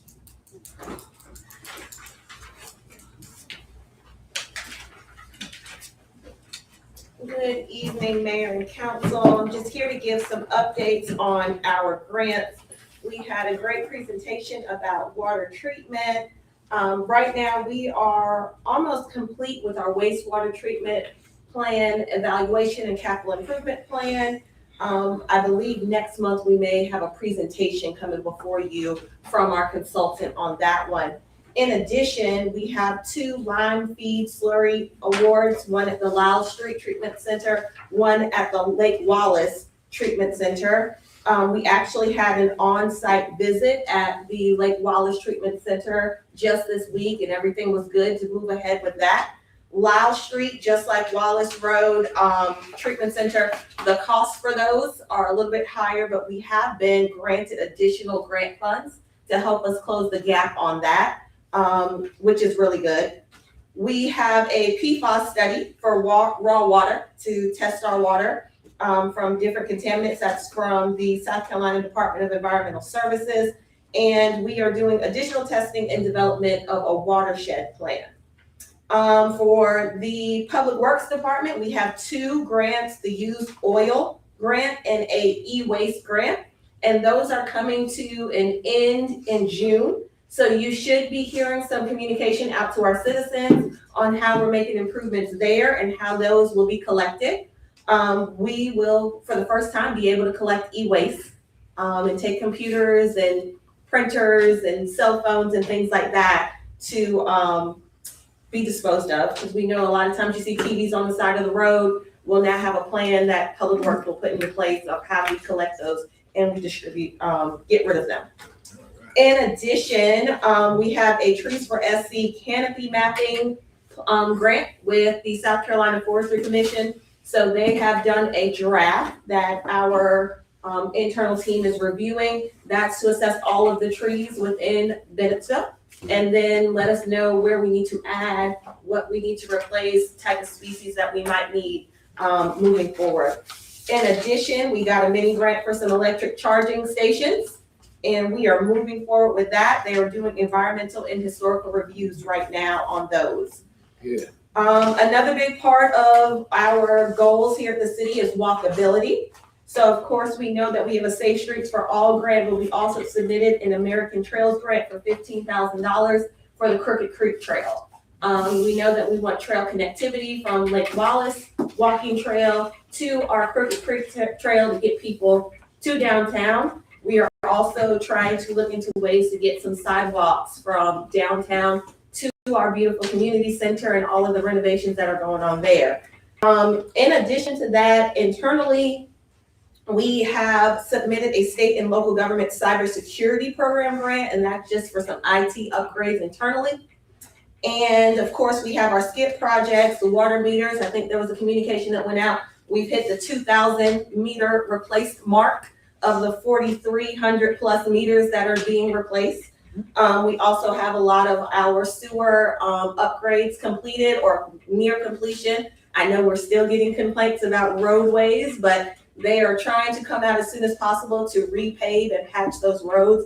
At this time, the contractors are just gonna keep putting the gravel back in until we can get the actual paving companies out here. But let your constituents know that we do hear them and we are communicating those to the engineers.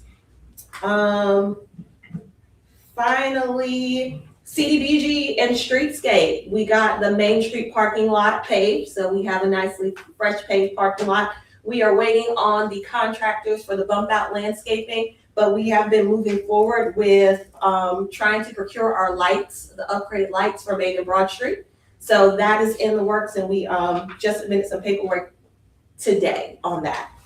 Finally, the biggest grant, or the most recent grant and the biggest impact that I've seen, our South Carolina Arts Commission Festival grant. We had our first Beeville Festival this past Saturday, which was a great success. That grant will give us a reimbursement of $7,500 back from the festival. I'm happy to report that we collected over $6,300 in sponsorships and vendor fees. That square was packed. Everyone had a really good day. The vendors sold out of a lot. We had youth entrepreneurs who sold out of their items. It was beautiful weather. I appreciate all of the council that was able to attend. Thank you, Councilwoman Weaver and McCray and our mayor for braving the baking contest. I think you guys had some, yeah, I love y'all for doing that, because they were eating desserts at 10:30, 11 o'clock in the morning, and there were over 30 submissions. And one of our winners is actually here, Ms. Chevette, Hancock won, and we'll get one of these beautiful blue ribbons. In addition to 3 other winners, we had cake, cookies, pies, and unconventional desserts. We had over 30 submissions for that. We had over 60 pieces of artwork for the youth student art contest. We had great local acts with Chad Tolson, who's a Bennettsville native, and Luke Hall, who performed that day before Next Level Band performed. I just want to thank all of the departments that really helped, everybody here, all the citizens.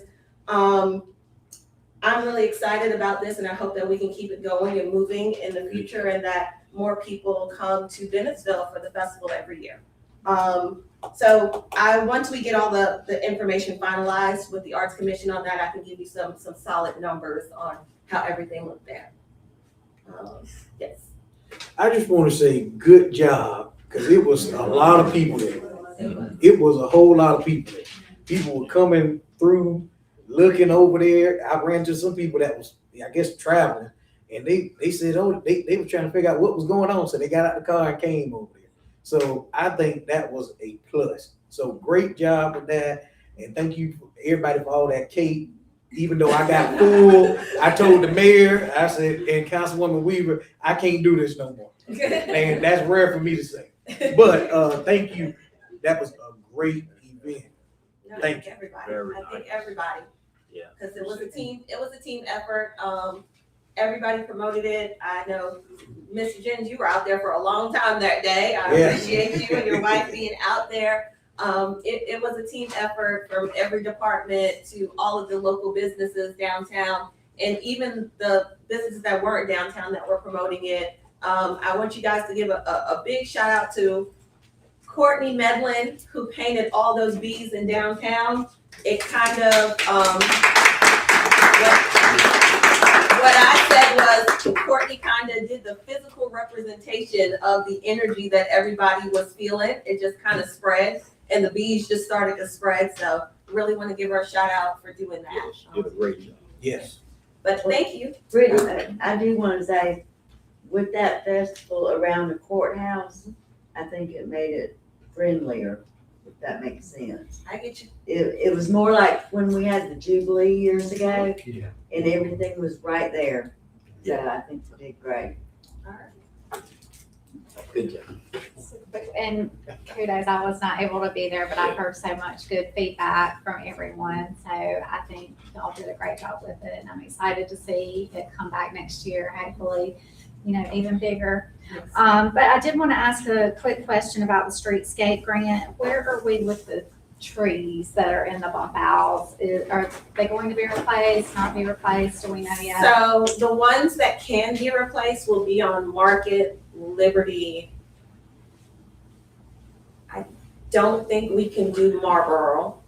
There were some maybe on South Marlboro that could be replaced, and then on Parsonage.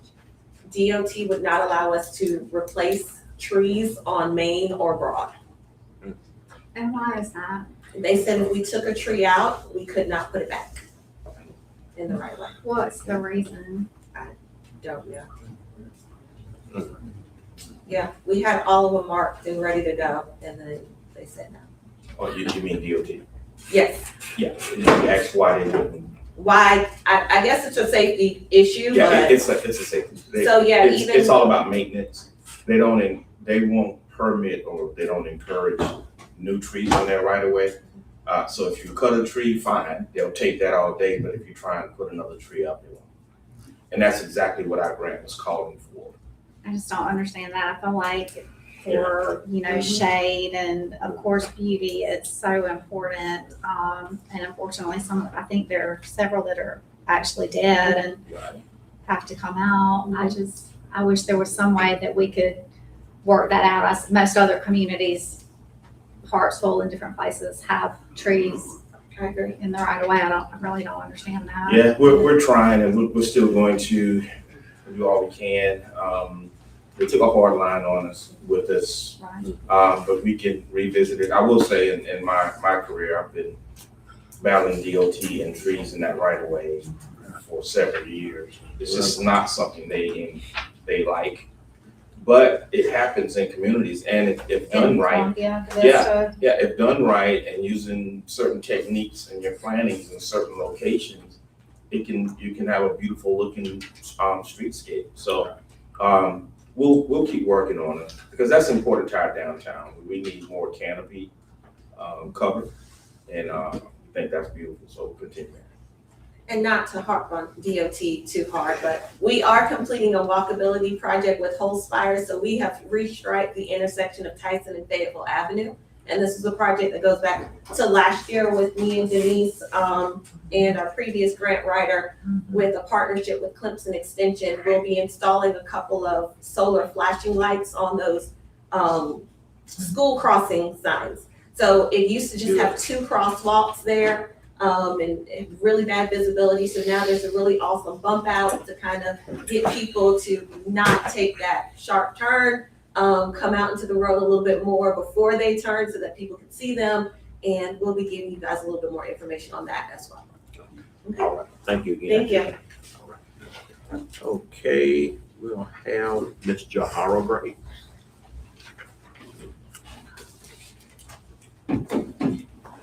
Good evening, everyone. All right. So I'm just gonna announce that the city of Bennettsville will be having their tennis court groundbreaking ceremony next Friday, May 29th at 1 p.m.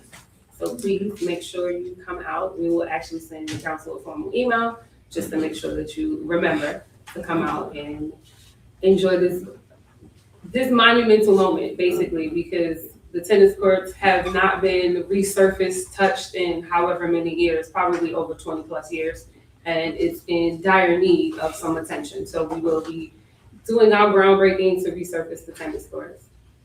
Okay. I've been getting several calls. A lot of citizens excited about getting the tennis court redone because if I'm not mistaken, I believe the county is gonna have the pickleball. Yes, Right. that's correct. So everybody's excited because the schools want to get involved, and a lot of some of the citizens down in near me said that they want to get out there. Say it's good exercise. I told them I can't do it, but yeah, we're excited about that. The Marlboro Academy is extremely excited because they actually have been using our courts last year for their season. So they're looking forward to using the new courts this year for the upcoming season. Well, I hate to say it, but I remember when those was done the first time. How many years ago? Let's not say that. Okay. We don't go there. But thank you, and thank you, staff, and everyone for what they do as well. Thank you. Do we know if any other school, does the high school have a tennis team or any of the middle schools? So not at this time, but there is interest. Yeah. So once we get this tennis court done, there's gonna be so many more opportunities for the schools to enjoy. We're gonna push that. Right, exactly. So we will have them invited to the groundbreaking. Yeah, I hope so, because it's a big investment, so we do need to try to get it used as much as possible. Yeah, if you can stay right there, Mr. Gray. And talking about the tennis courts, we're just trying to take advantage of the configuration. With those brand new courts, the lighting and the parking that we have available, there's not a facility of that type in a good distance from here. And so not only do we want the schools to use it, we want our citizens to use it, and we want to host tournaments one day, if possible. Yeah. That's economic development. That's getting people in town. That's having a vision. Cheryl does a great job with what they do. Yeah. With the tennis. Yeah. We also have a representative from USTA, Right. Cheryl McAllister. She will be in attendance as well. She will also help us get the word out that we're resurfacing our tennis courts and whatever. Yeah, and the Tennis Association is really excited because we are a rural community and we are pushing recreation through tennis. There are other opportunities they are coming to talk to us about. So, funding programs and other upgrades and things of that sort. Also, Mrs. Graves did mention too, and we're gonna reveal it later, she is working on some upgrades at the community center. Be patient with us, Mayor. Yeah, okay. But she's doing a good job there. But I want her to stay there, and if I can ask Assistant Chief Donald just to come up, because these two, Councilman McCray, are working on the fire department renovations along with Joshua. He's not here. And they'll just tell you, we hit a couple snags as far as it coming in over bid, and I think Chief Burks finalized an email, was it today? Yes, sir. He sent an email. Y'all just talk just a second so everyone would know where we stand with those renovations. Because just so you know too, Mrs. Graves does all facilities for the city. I think I maybe announced that to y'all last year, that we have modified her job a little bit, where she is the person in charge of facilities. So she's also still doing tourism, parks and recreation, and then managing community center. I heard the fire brigade, Mr. Simon.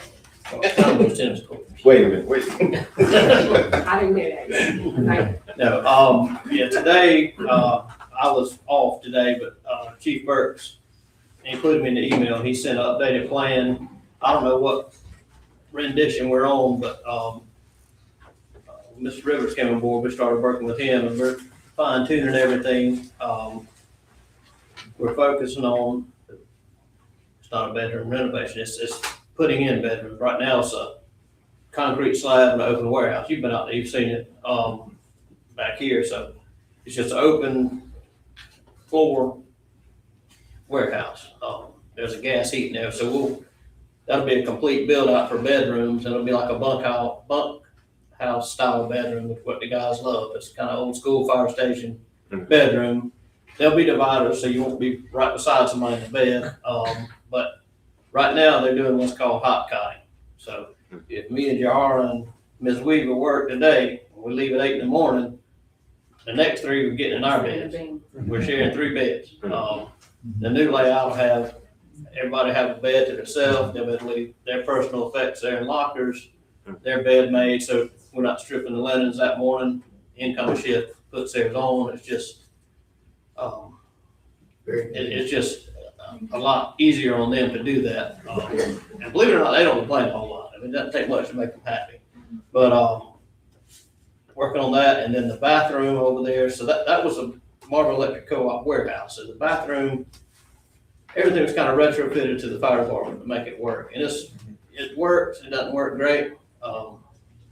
They need a bathroom expansion. Yeah, So if you go in there, it's really, really small. I mean, he said they're making it work, but if you come in there and you see, okay, you have to be in this shift and it's extremely tight, it's one shower, you know, it's a little, you know.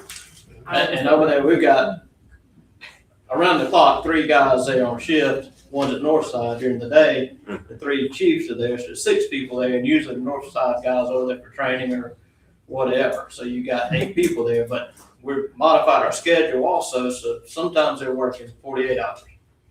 So getting showered in time and all, there's one shower, and when you shower, the urinal, the sink, and the toilet is all within 8 feet of each other. There's no privacy. You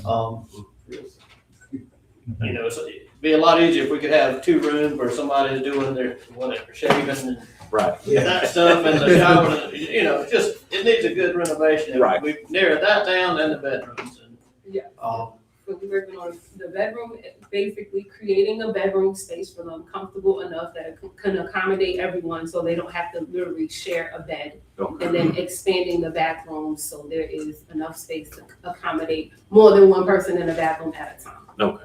Yeah. Okay. And then let me ask this one question, Ms. Graves. I'm looking at the minutes from last month, and I see that, you know, we allocated $60,000 for the tennis courts, and then we did that for the McLeod Street Park. Do we plan on having a groundbreaking for that project at McLeod Street Park as well? Yes. Yeah. Yeah. Okay. Yeah. All that. Yeah. All right. I just want to make sure. Yeah. Yeah. Are they starting that as well? They're working on that at the same time? I don't even know. He's gonna give us an update when it's time comes. Is there a time frame for the fire department renovations to get started and then completed? So we don't have the exact start date yet, but it's in the works right now. We've had contractors in 3 or 4 times. Yes. So things are moving, we're excited about it. Yeah, we're working towards that. So as soon as we have a date, we can share that with you. Thank you. Yes, sir. Good job. All right. Okay. Now, we will go to item 15. All right. Yes, sir. Mayor and council members, here, this is part of the agenda. I'd just like to take a couple of minutes and go over a couple of projects and initiatives that we are working on as a city. But let me just say this before we even talk about any projects real quickly. I really just want to say thank you to my staff. Let me tell you this. I know we get beat up a lot. And I know everyone has opinions on what we do and don't do, and I get it. That is the world we live in today. But I get a chance to sit up there in that office and witness the hard work of the men and women that work for the city of Bennettsville. And that includes all departments. The things that all of you don't see and most citizens don't see is the hard work and hours they put in. When people complain about various things, they don't hesitate to go fix things as far as our public works department, our public utilities department, our fire department, police department, all the things that goes on with business development, all the things that Mrs. Graves is doing with facilities. We are managing about 40 projects. We just came off doing or managing a good budget, and we got a pretty decent audit. We are at the tail end of our SKIP grant, where we've done all of these infrastructure upgrades over the last 3 to 4 years, including water and sewer lines, some roads, meter replacements. We even had some contractors to come in. Remember, Spectrum came in.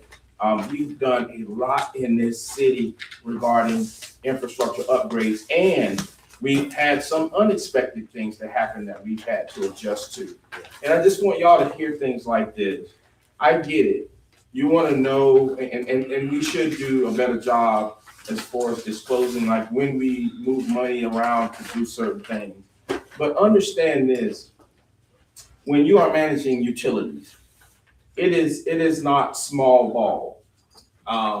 Whenever something happens, if a well goes down or a breaker or a chlorine line breaks or someone hit a sewer line, and by the way, all of those happen today, you have to react. And sometimes you have to, there's costs that's associated with that. We in a lot of cases don't have the luxury of kind of bringing everything back to council for decision. I know we need to bring a lot of things back to you, FYI, but just know when you're running those utilities, it is a tough job, because a repair for a particular device or some equipment with your utilities department is not $500 or $1,000. Those things don't happen. So I just wanted to say that, and to thank my team, my entire city staff, for all that they do. They work so hard, and sometimes they get a thank you, and sometimes they don't. Sometimes they're treated very badly in the field when they're doing their job to the best of their ability. I just have to say that. And so, we're trying to do all we can with our workplace culture. We have, and I have to give you, the truth here. We have our staff that are coming to us in groups. They are stressed. And they're not mad about anything. It's just the demand is high. They need help. They want grace when they make a mistake. They're not perfect. And we're trying to do all we can to assist with that, make sure that they understand that they are appreciated. And counsel, all of you could certainly help us along those lines whenever you work or speak with the individual departments and individual people, and just tell them thank you. Let them know you appreciate everything they're doing. we're gonna make mistakes, but just show us a little bit of grace, and it will take us so far. But to go into a couple of projects, we are super proud about the groundbreaking that we are gonna have with our tennis courts. We hope all of you come, and we're gonna have fun. We're gonna play some tennis. We're gonna hit some last balls. So come, the last ball, we gotta hit, right? So come and enjoy yourselves, because we as council members and administration and community leaders and other citizens that come, we're gonna play tennis. We're gonna have a good time. So please come. Regarding our parks, Councilmember Craig, thank you for asking about that. Those parks are not forgotten. We're just trying to pace ourselves with all of the things that we're trying to do. But we are going to be upgrading McLeod Park. ARPA money was allocated for that, resurfacing those courts. And actually, we took those upgrades a step further as far as doing some construction in the rear of that park where the old tennis courts were. That's just cement back there and poles, infrastructure that needs to be moved or relocated to make it all green space. We need a new fence out there. We're working on putting cameras and lighting out there. So when we finish that park, we wanted to be a beautiful park with some additional landscaping, resurfaced courts, green space, and be secure. We're also working on the park just below it down on Marlborough Street as well. If you can recall, some ARPA funds was allocated for that, where we're getting new equipment. We don't have a lot of money to redo everything because we have to do something with the foundation at those parks. But we've gotten some quotes for some equipment, and Mrs. Graves again is working really hard to make some decisions on what we can actually afford based off the money that's been allocated to us. Even Smith Park, we've not forgotten about it. I mean, there's some things that we want to do out there as well. We didn't allocate any ARPA money to that, but we do have some plans for that park that we want to bring back before all of you. We think that's a jewel there, and we think that that's economic development and that's money left on the table. We need to get that park up to the point where it is a park that is talked about beyond this county. It is in a perfect location, and if we do more and attract more, it's a jewel for our community. Some of our other projects that we are working on is, thank you for the update on the north side fire station. Mrs. Jones, thank you for the update for downtown streetscape. We're really excited about finally getting that somewhere. Yeah. We know we've been kind of struggling with it over the years. It too, similar to our fire department project, kind of came in. The project was written.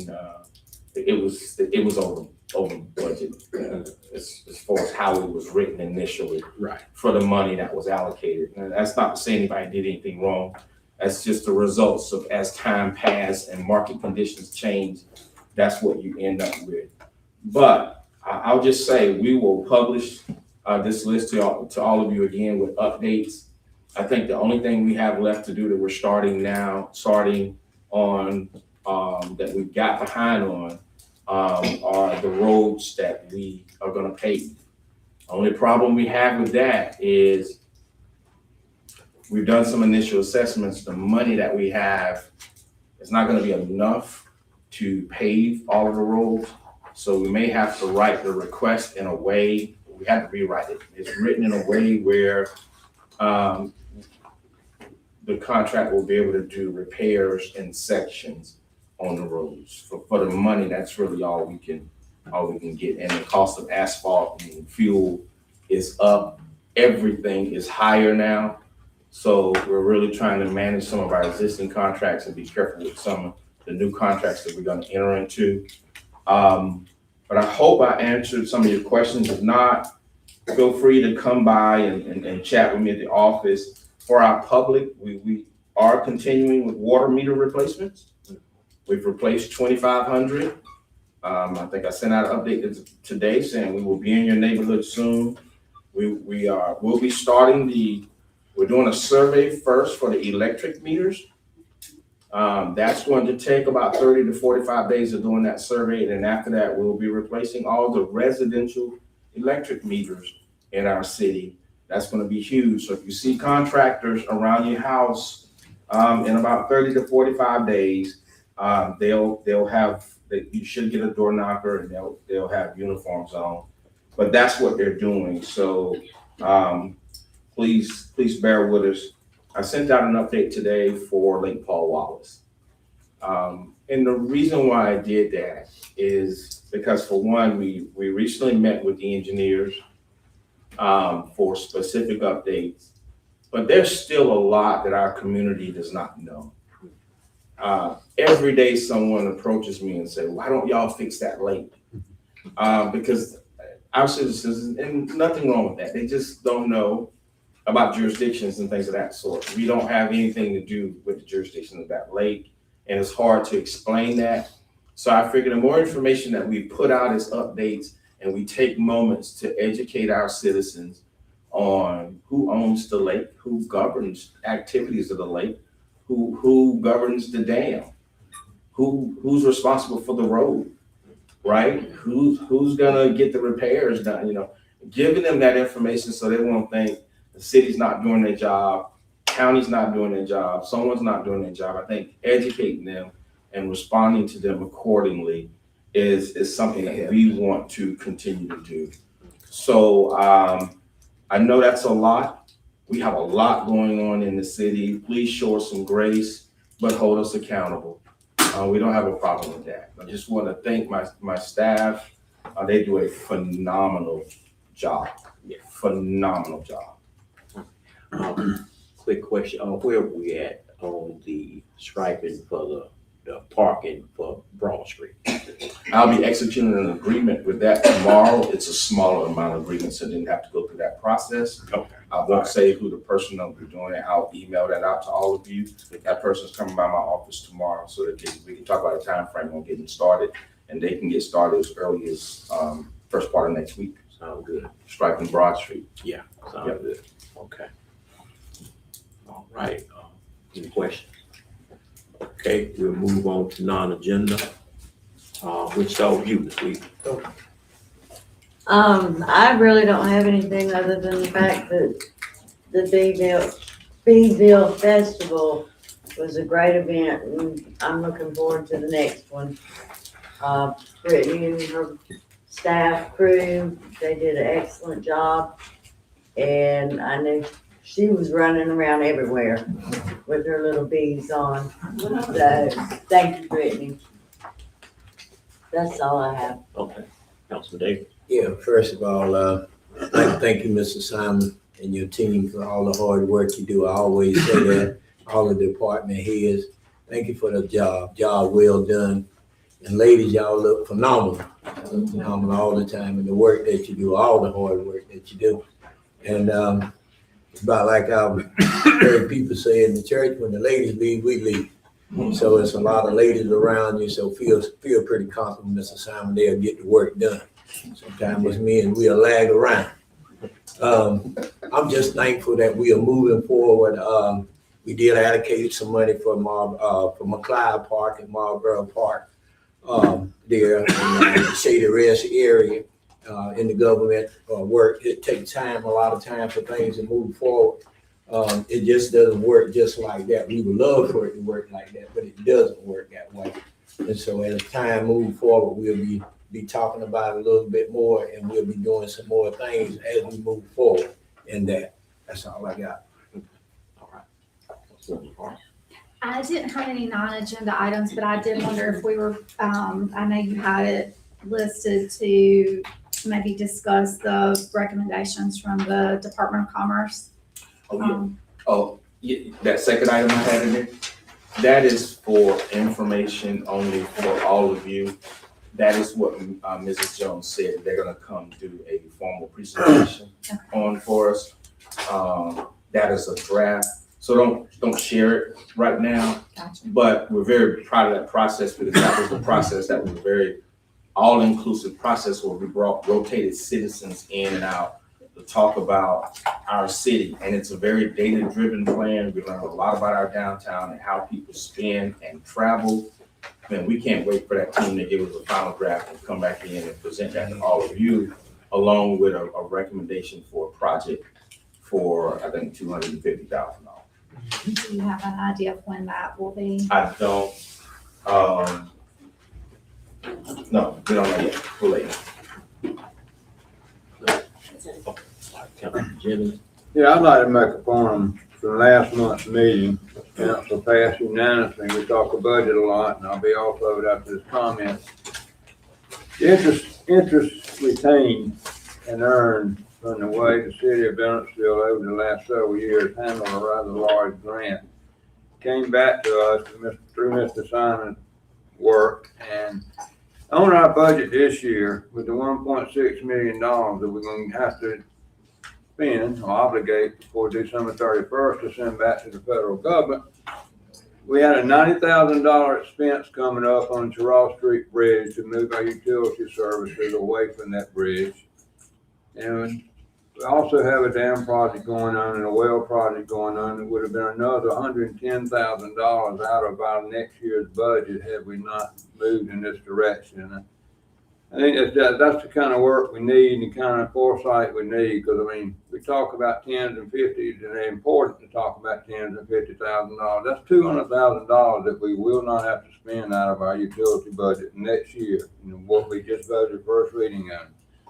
It comes back to us, and that's the kind of foresight we all need to understand how important it is to, in these grants, Brett and Jahar, both of you.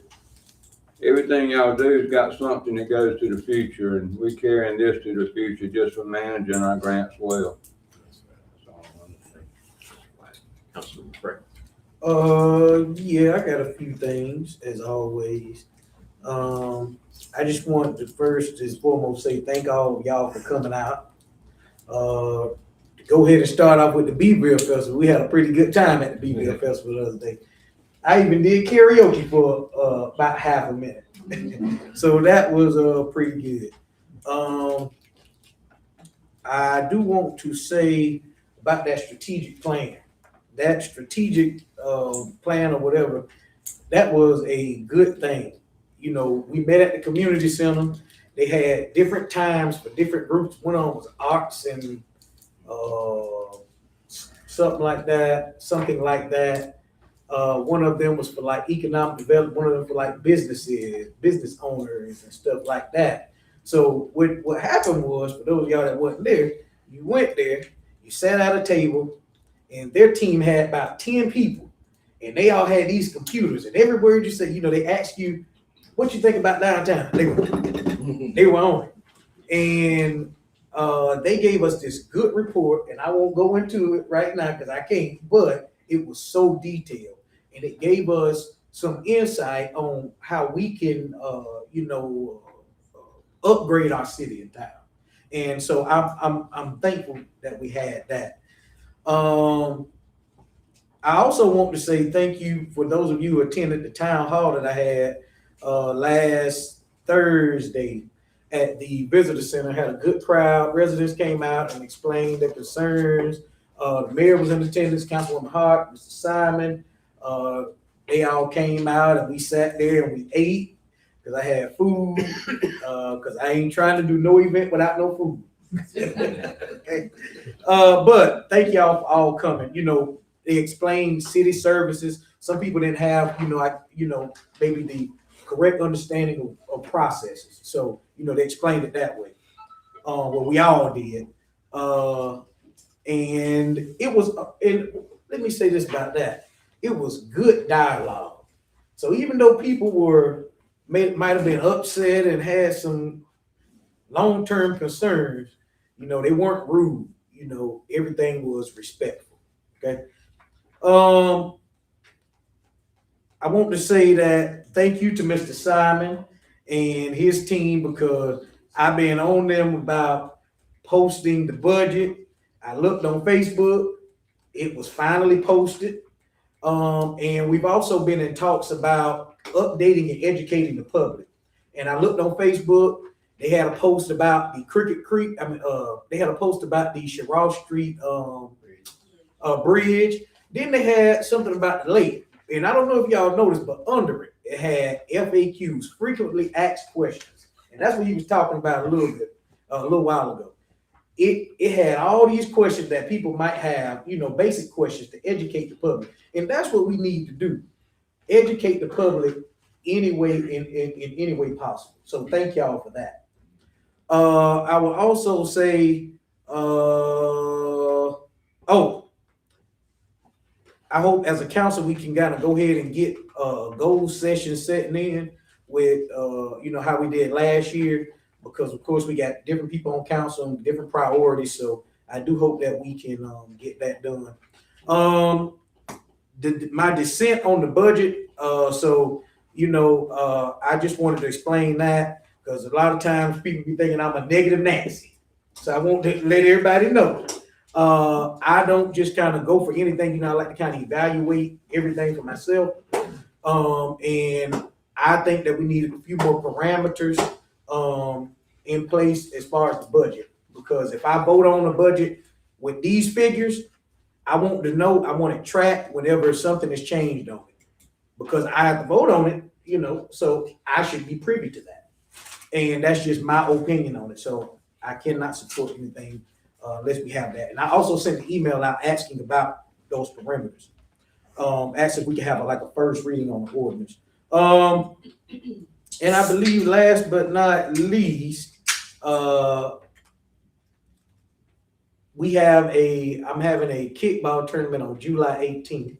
And I would encourage those of you who are available to come out, and those of you who want to sign up teams. We still have about one opening, I believe. So that's pretty good. I count that as a plus. And thank y'all for attending the meetings. I see a few people out there who are frequent, you know, the airlines call them frequent flyers. So those of you who are frequent attendees, thank you all for coming, and please continue to stay engaged and involved with things that are going on in our community. With that being said, I am finished. Surprise. With that being said, we'll move on to the, all right. Thank you, Councilman. All right. I just want to say Bennettsville was a great event. The part that I really like is that I had this opportunity to meet a lot of new people. I met a family from Bolivia. I met several families from Florence, Bishopville, different places, and a lot of them were stopping through, and they was just bragging on the event. A lot of our hometown residents, I've been receiving phone calls about how great the event was. But like I told them, it was a team effort. Ms. Simon, Ms. Brittany, and her group, everyone that participated, everyone that helped out on that day, everyone that helped out behind the scenes. It was a whole citywide team effort, and I thank you for that. I see Chief AC there for the fire department. Just want to thank y'all. I was reading through the notes and your reports, and I see where the fire department installed 29 smoke alarms to a lot of our citizens. And I appreciate y'all for doing that. That's a great job. Appreciate that. Thank you so much.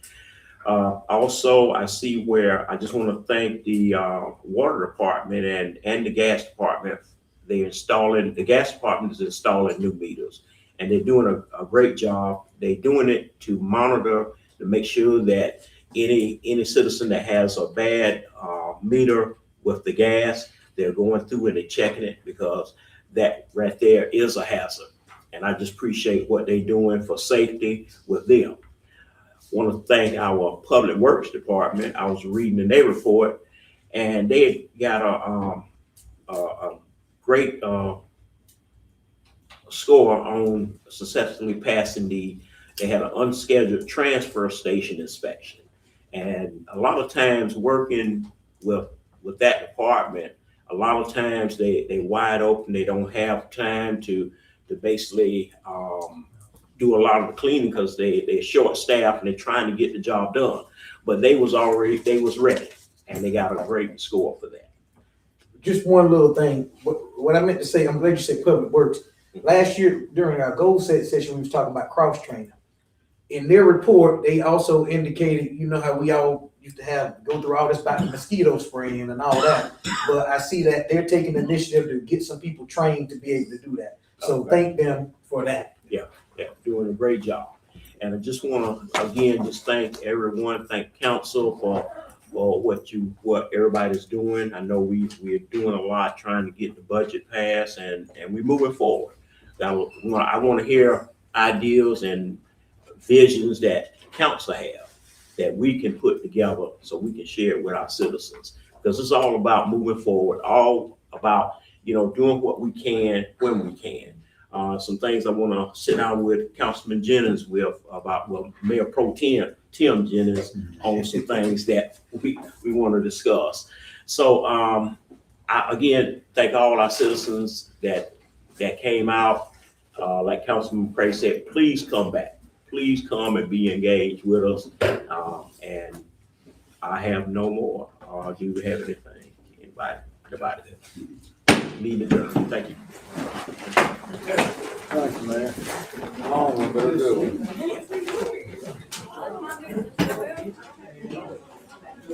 They know.